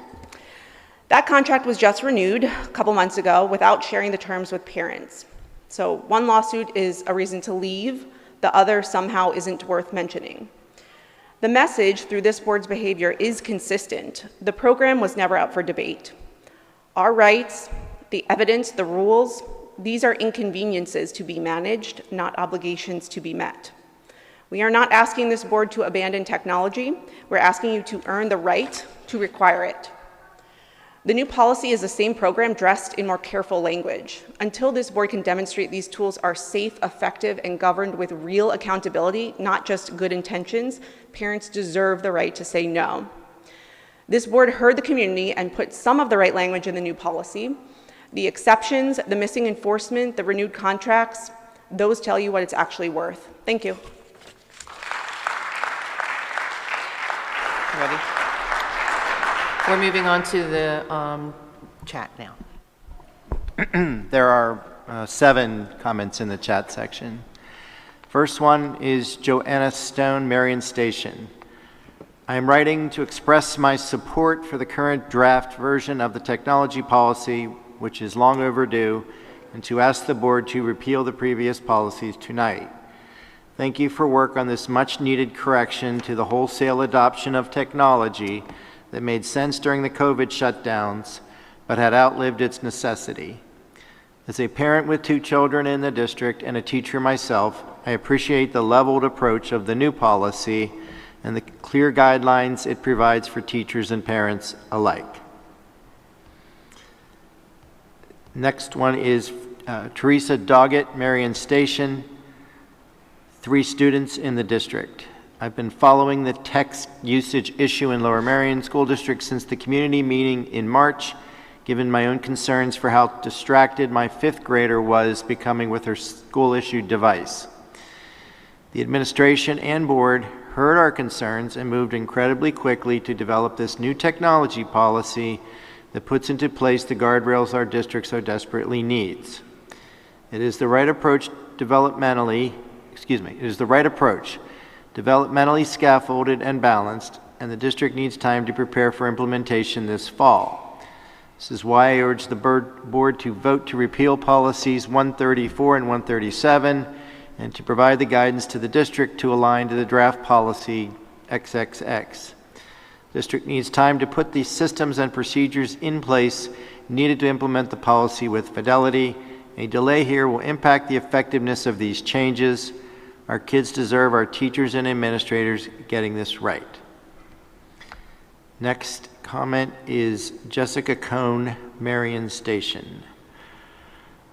At the last board meeting, Ms. Shurak stated that after the repeal, but before a vote, the proposed policy would be the guiding policy for the school and administration this summer. If this board authorizes the proposed policy to govern before a vote can take place, while this may be allowed, it will erode confidence in the democratic accountability of the board, negate any chance for true open public debate, and it goes against usual practices and processes as a way to achieve specific agendas. At the last meeting, Mr. Herman stated concerns with the broad language in several sections, as well as asking for meanings of wording and phrasings in multiple sections, stating it seemed too vague and subjective. He had also cited concerns that the policy asked to consequence a child for misuse and questioned why there couldn't be approved-only websites. Ms. Seltner stated the policy still needs a lot of work and said she had concerns about privacy with third-party and phone and social media in high school. Have these concerns been addressed? Putting aside that multiple students and parents have voiced concerns with this proposed policy, why would you enact an informal policy this summer that has not been voted on and that 2 members of the board have multiple concerns with? It leaves many parents wondering who and what are creating the urgency. The action will create mistrust between the community and the board, and I suspect between board members who may not feel their voice have much weight. Repealing the policy and authorizing that the proposed policy will govern without a vote limits transparency, civic engagement, and prevents the community and board from shaping good policy in democratic fashion. Please be diligent and advocate for what is in the best interest of our students.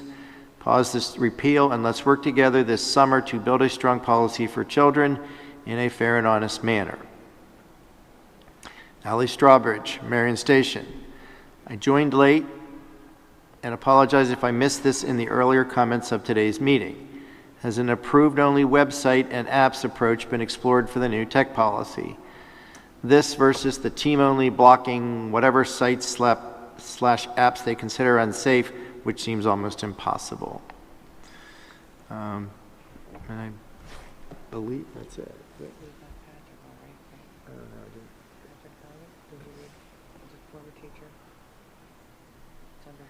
Okay, here. I may need to use yours. Okay, here you go. Oh, no, I'm good.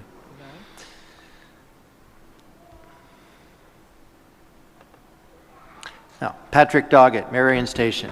As a former teacher, I appreciate the board enacting guidance for educators to follow in preparation for next year, even if there might be additional edits prior to a second read.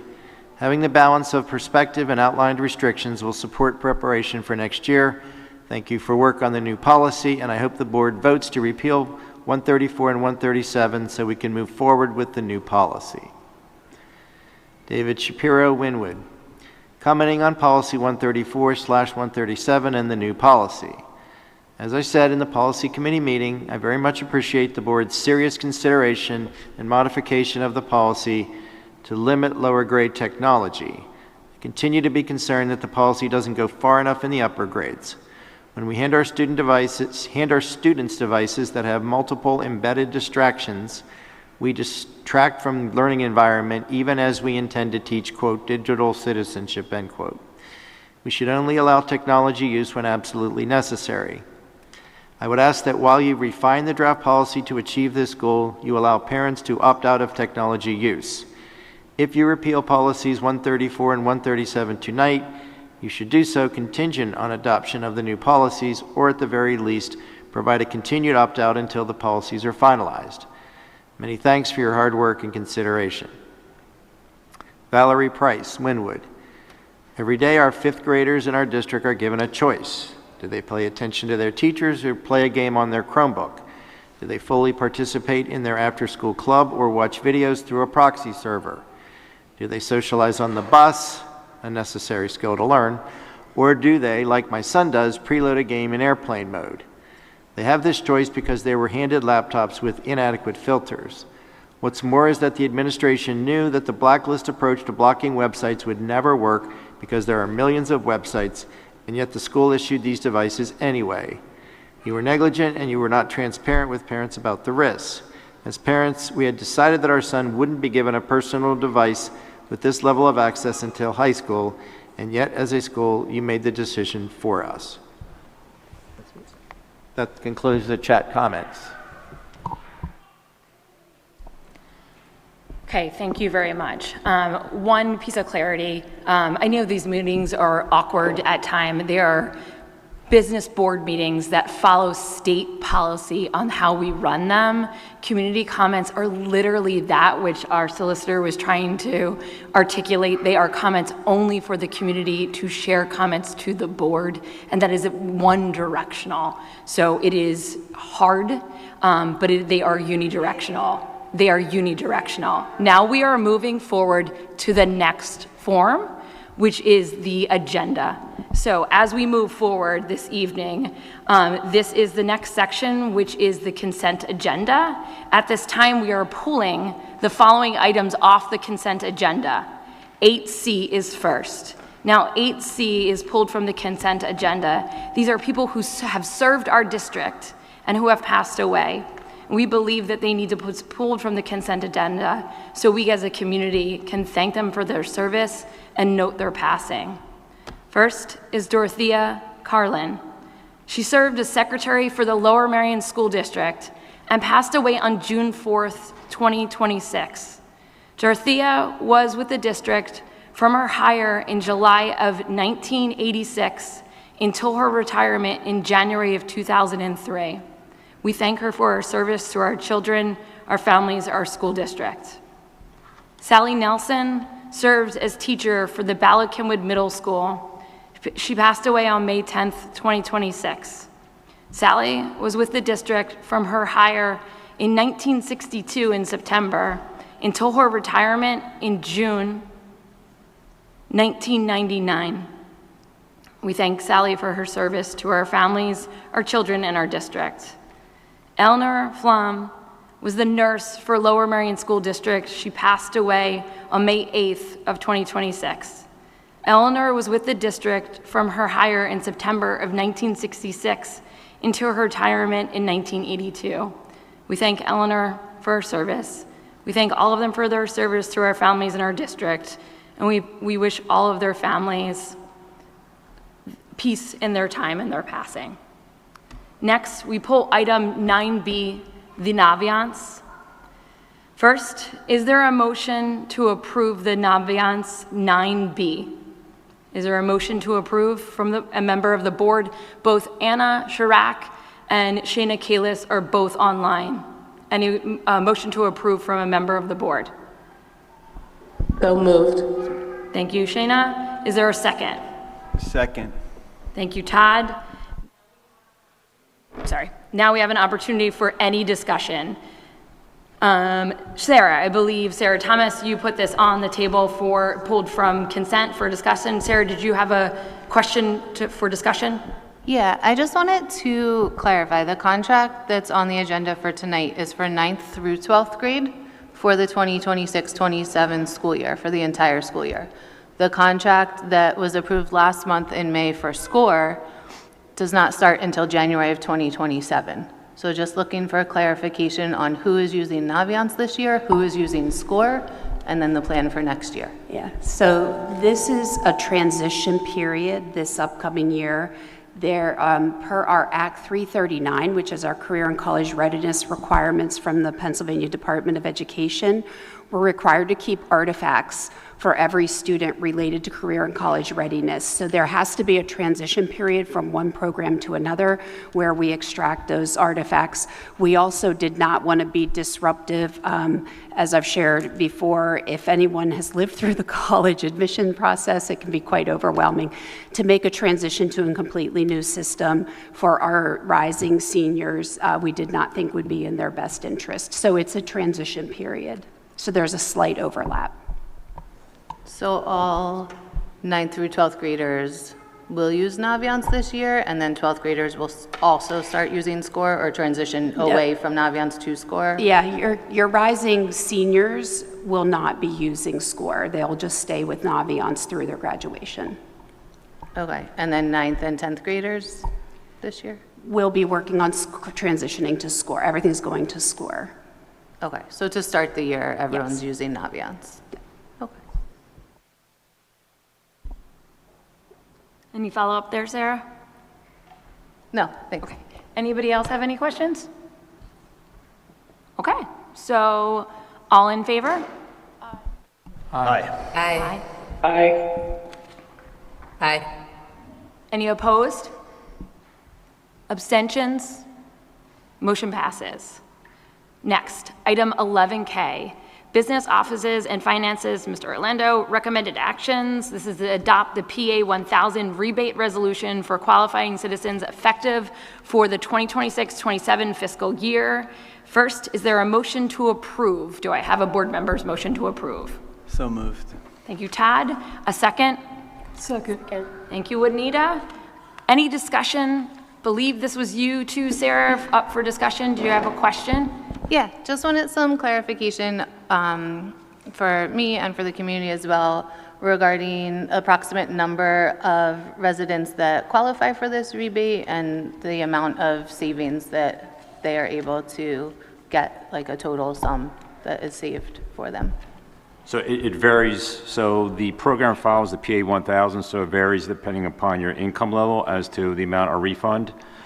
So that varies. I don't have the number of individuals. I'm going to say approximately about $16,000 this year. We issued refund checks to those who are eligible for the program. Thank you. Okay, any other questions? No? Okay. All in favor? Aye. Aye. Aye. Okay, any opposed? Okay, abstentions? Motion passes. Okay, moving along. Next, we have item 13A, old business. This is approval to a repeal of the following policies. Policy 134, district provided technology resources for appeal, and policy 137, district issued electronic devices, student use rights and responsibilities for repeal. Is there a motion to approve? So moved. Todd, thank you. Is there a second? Second. Second. Who is my second? Me, but also Anna. Abby and Anna. I'll take both. Sorry, I keep getting up. That, okay, any discussion? Abby. Oh, Abby, I'm sorry. That's okay. Thank you. I asked to discuss this agenda item as it's been a topic of conversation. I have really appreciated all of the conversation and all of the time put in by all of the administration and the board and the community in exploring this topic. I am of the opinion that repealing these policies would go against our best practice while we don't have another policy to stand up. And I do appreciate that there is guidance to follow the new policy sort of in place of having it officially adopted. But I am at this point uncomfortable with that. So I would encourage others to pause on this vote, unless and until we can provide the evidence that people have asked for, that these devices are safe, effective, and legal. I don't think that we're in that position. I also want to say that in doing some research about this, there are studies that show 38 minutes of every hour that students are on school-issued devices, they are distracted. And they are being encouraged to kind of get back on task. That is a pretty concerning number, and especially when we talk about executive functioning, that's something that it's a precious thing that we have to teach. So I am of the opinion that we should pause on this, not vote to repeal, and I wanted to share that and encourage my thank you. But as the community has asked, and I understand it can be very frustrating to be to be asking questions and not being responded to. I understand that feeling. As Dr. Sautner and Solicitor Ruse explained, during public comment, our role is not to communicate back, our role is to listen. And so now is the opportunity for us as a board to be kind of deliberating in front of you in public. But just so everyone understands, we all are in this role as volunteers. We all care about the students and the teachers and the staff more broadly. This is not us versus you, or us versus them, for example. We all want the best for these students and our teachers, and this is why we're having these conversations now. So thank you for showing up and for speaking, and also understanding that there are some structures we have here. Thank you. Okay, and moving on, does anybody else have a comment for discussion? Yeah, I can jump in, Curry. This is Anna. Go ahead, Anna, and then Sarah, you'll be next. Yeah. Thanks, Abby, and I appreciated being able to connect with you one-on-one earlier this week to talk through some of those things as well. And I just want to offer that I know there are several here tonight that weren't at the policy meetings or unfortunately had to leave early. And so did want to just spend a minute on why the proposal for 137 and 134 are being put out to repeal.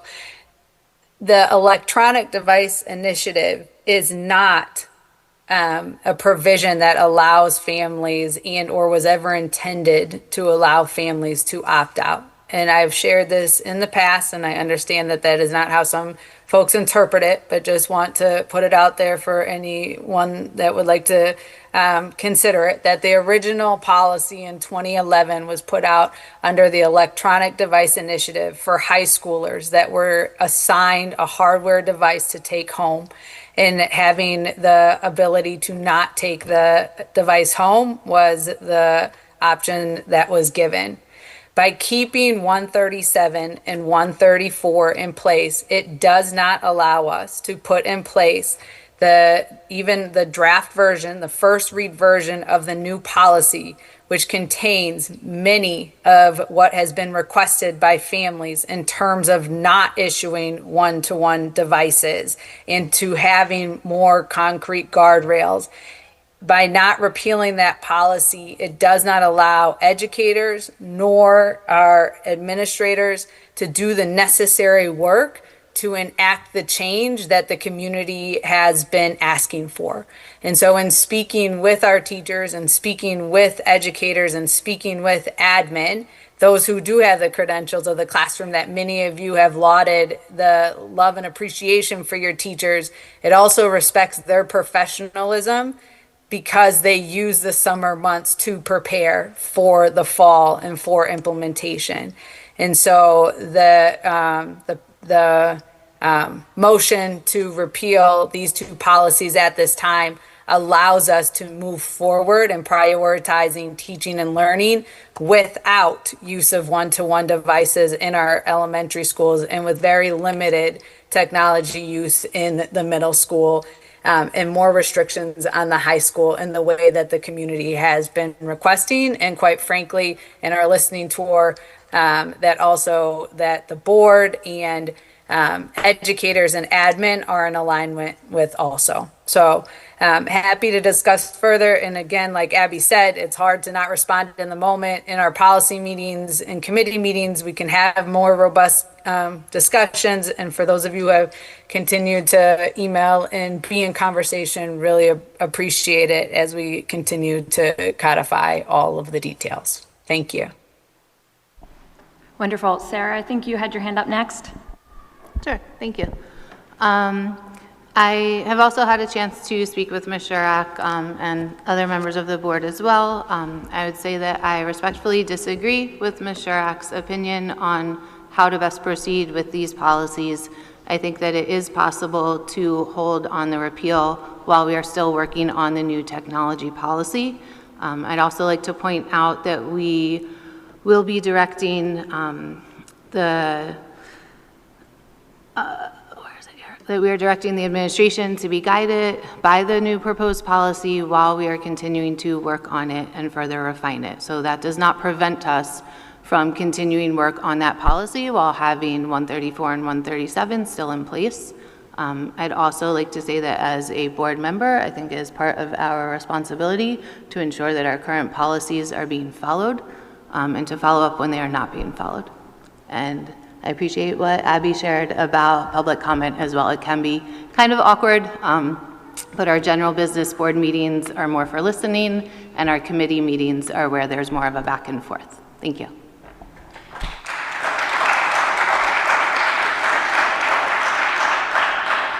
Just to clarify, Dr. Ranelli, and it would meet with the awkward, but we either 134 and 137 stays policy, or 134, 137 gets repealed, and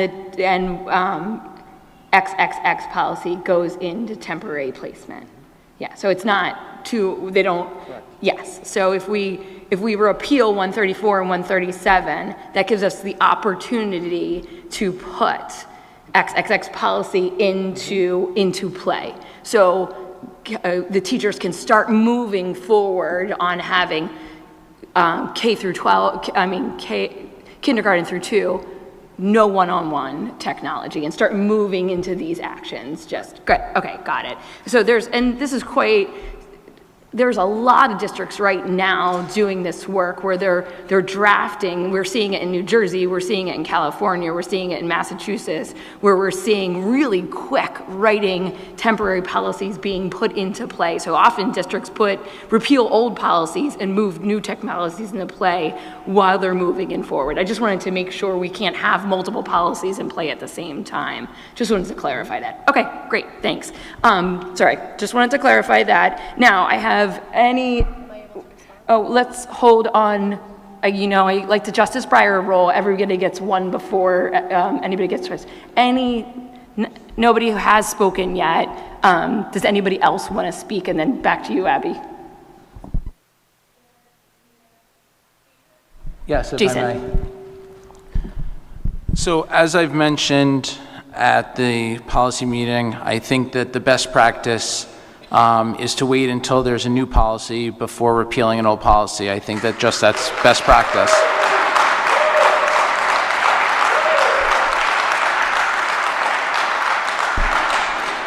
However, my understanding is that parts of the old policy are not logistically or financially feasible. That's what we've been told.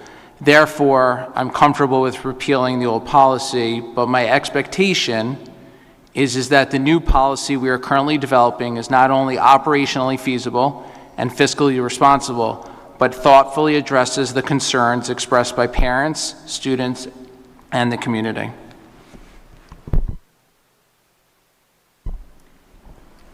I just wanted to add, carry and share with the community. A lot of work has been put into this, and thank you to the community, but there's tons of voices that are not even represented here tonight that we sat with. Yes, we met with lots of teachers. Yes, we met with a lot of community members. I even had an opportunity to go to the Haverford School and other schools to learn about what they are doing. But I do want to say that the entire policy was rewritten and focusing on the achievement gap as a reason for this change. So saying the lack thereof or can be offensive and misleading. So I just want to make that clear. And equity is not something that we just toss around and want to joke about too up at the podium. So I just want to make that clear that we were looking at that policy from those lenses too. Okay, Shayna, I just want to make sure that as you're in the cloud, I don't forget you. Okay, Abby, back to you. I'm here. I apologize. I have very little voice, so I'm gonna hold my comments tonight. Okay, Abby, now back to you. Thank you. Can we, I may have missed this, can we dive into how the 137 and 134 run in conflict with the new policy? Because my read is that they are complementary, not that they are in conflict, and if that could be explained, I appreciate it, because I'm not sure that I see it. Anna, you want to tap into that?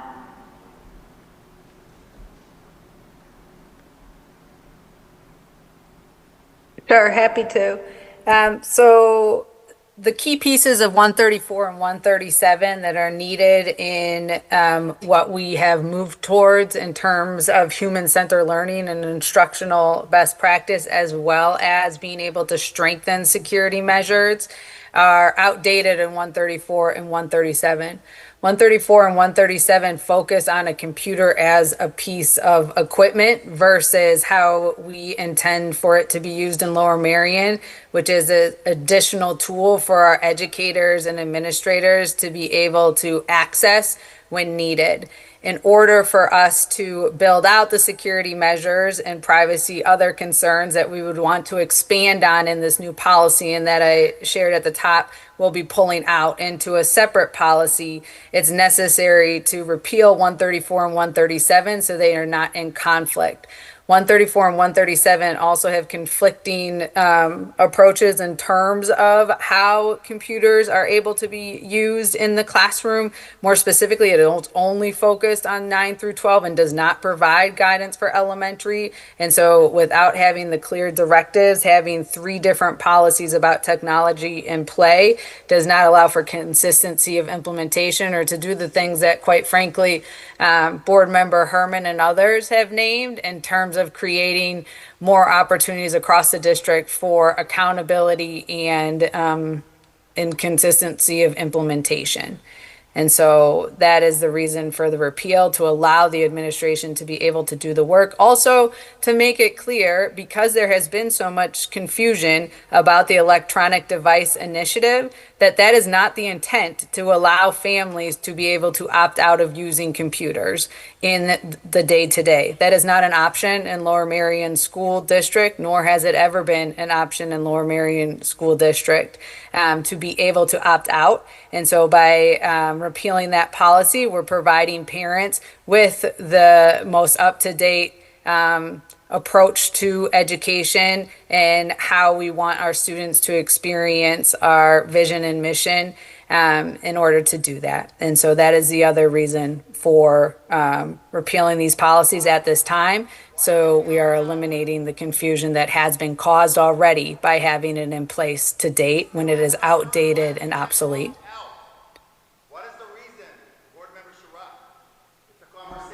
This is not a conversation. This is a board discussion because this is a business board meeting. So does any other board member have any comment or discussion to share with another board member? Yeah, I'll just say I'm quite comfortable with the draft policy, its intent, and particularly the grade level consideration, which will be detailed more in the accompanying administrative regulations. It's 2026. It's not realistic. It's not in the best. It's not in. I don't want to get into what am I supposed to do? Like this, yeah, I'm just not gonna. Now listen, I'll make one more effort if you'll allow me to speak, and if not, I won't talk. It's not realistic to have a high school kid not use a computer as part of their educational experience. The high school. Take a vote. Now, where are we? We're taking a vote. We're taking the vote. Let's move on. All in favor? Aye. Aye. Aye. Aye. Opposed? Opposed? Nay. Abstentions? Motion passes. Okay. There's a civility law in Pennsylvania. Okay, we're moving on. Is there a motion to approve? Well, no. Oh my gosh. Now. Security is right there. Okay, here we go to the next one. So No, I just want to make sure we're doing the next section of it. Okay, here we go. Approve of the first, now it's moving on to the next one. Approve of the first reading of the proposed policy XXX K-12 technology use. The board directs administration to be guided by proposed new policy XXX. Okay.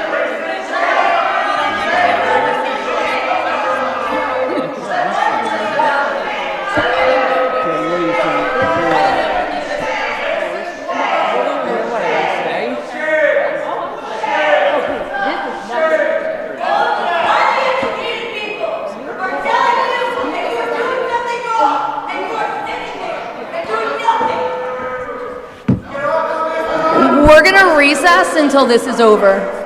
Yeah, no, we're gonna recess it. We're gonna recess until this is over. So I'm gonna move the board off the room until this is over. So all of the board walk right out to over there, please. God, you guys walk over to the side of the room until this is over. Frank and I will stay. I've done this a million times. You good? Remove yourself to the side of the room, and when this is recessed, we'll come back.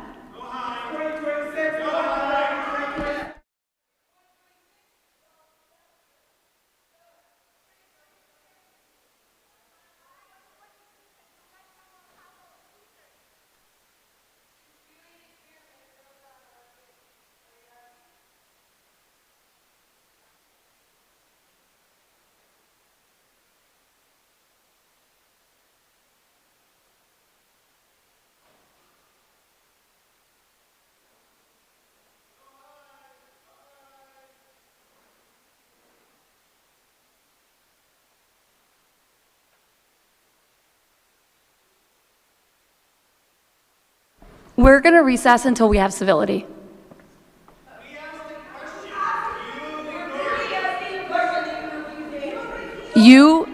We're going to recess until you have civility. Where's security? And please remove. You can remove. Thanks. Thank you, everyone. I appreciate it. Is everybody back in the room? Okay. Now, if I can find out where I was. Okay.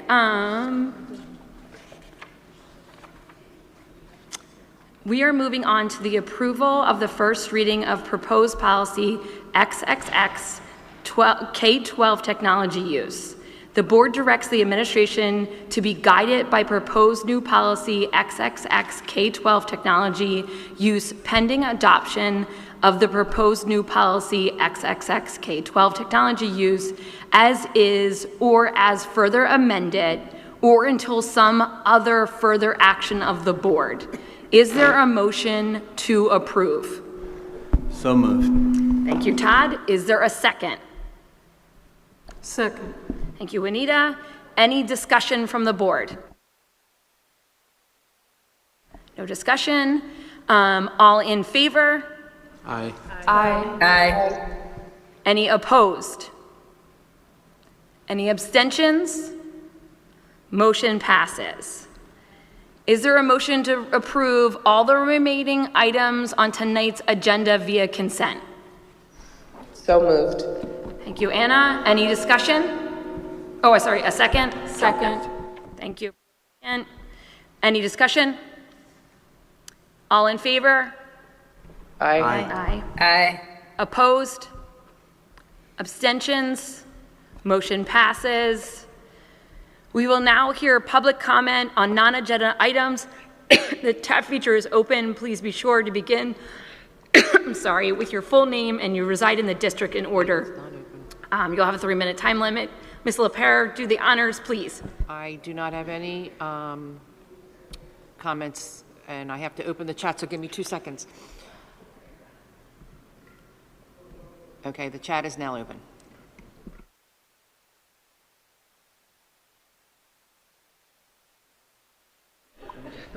Do you want me to do sunshine while we're waiting?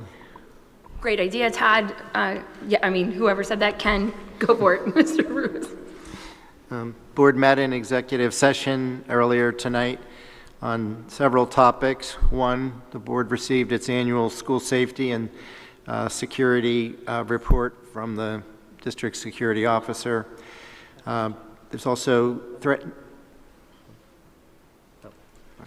also, board discussed a matter of threatened litigation, and finally, there was a personnel matter.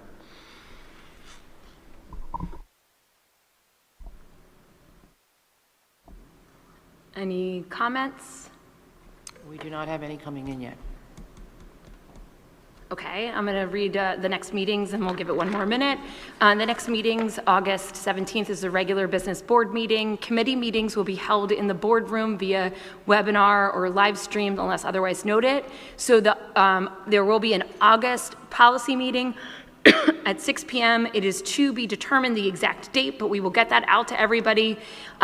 This policy will be on the agenda. August 13th, the facilities and purchasing meeting will happen on August 13th at 9 a.m. via Zoom. And final call for any non-agenda items. Jason, I'm sorry, was that wrong? No. Nope. Nope, I was wrong. No, there is. Nope, nothing's wrong. Nothing's wrong. Okay, thank you. Just confirming. And Ms. LaPere?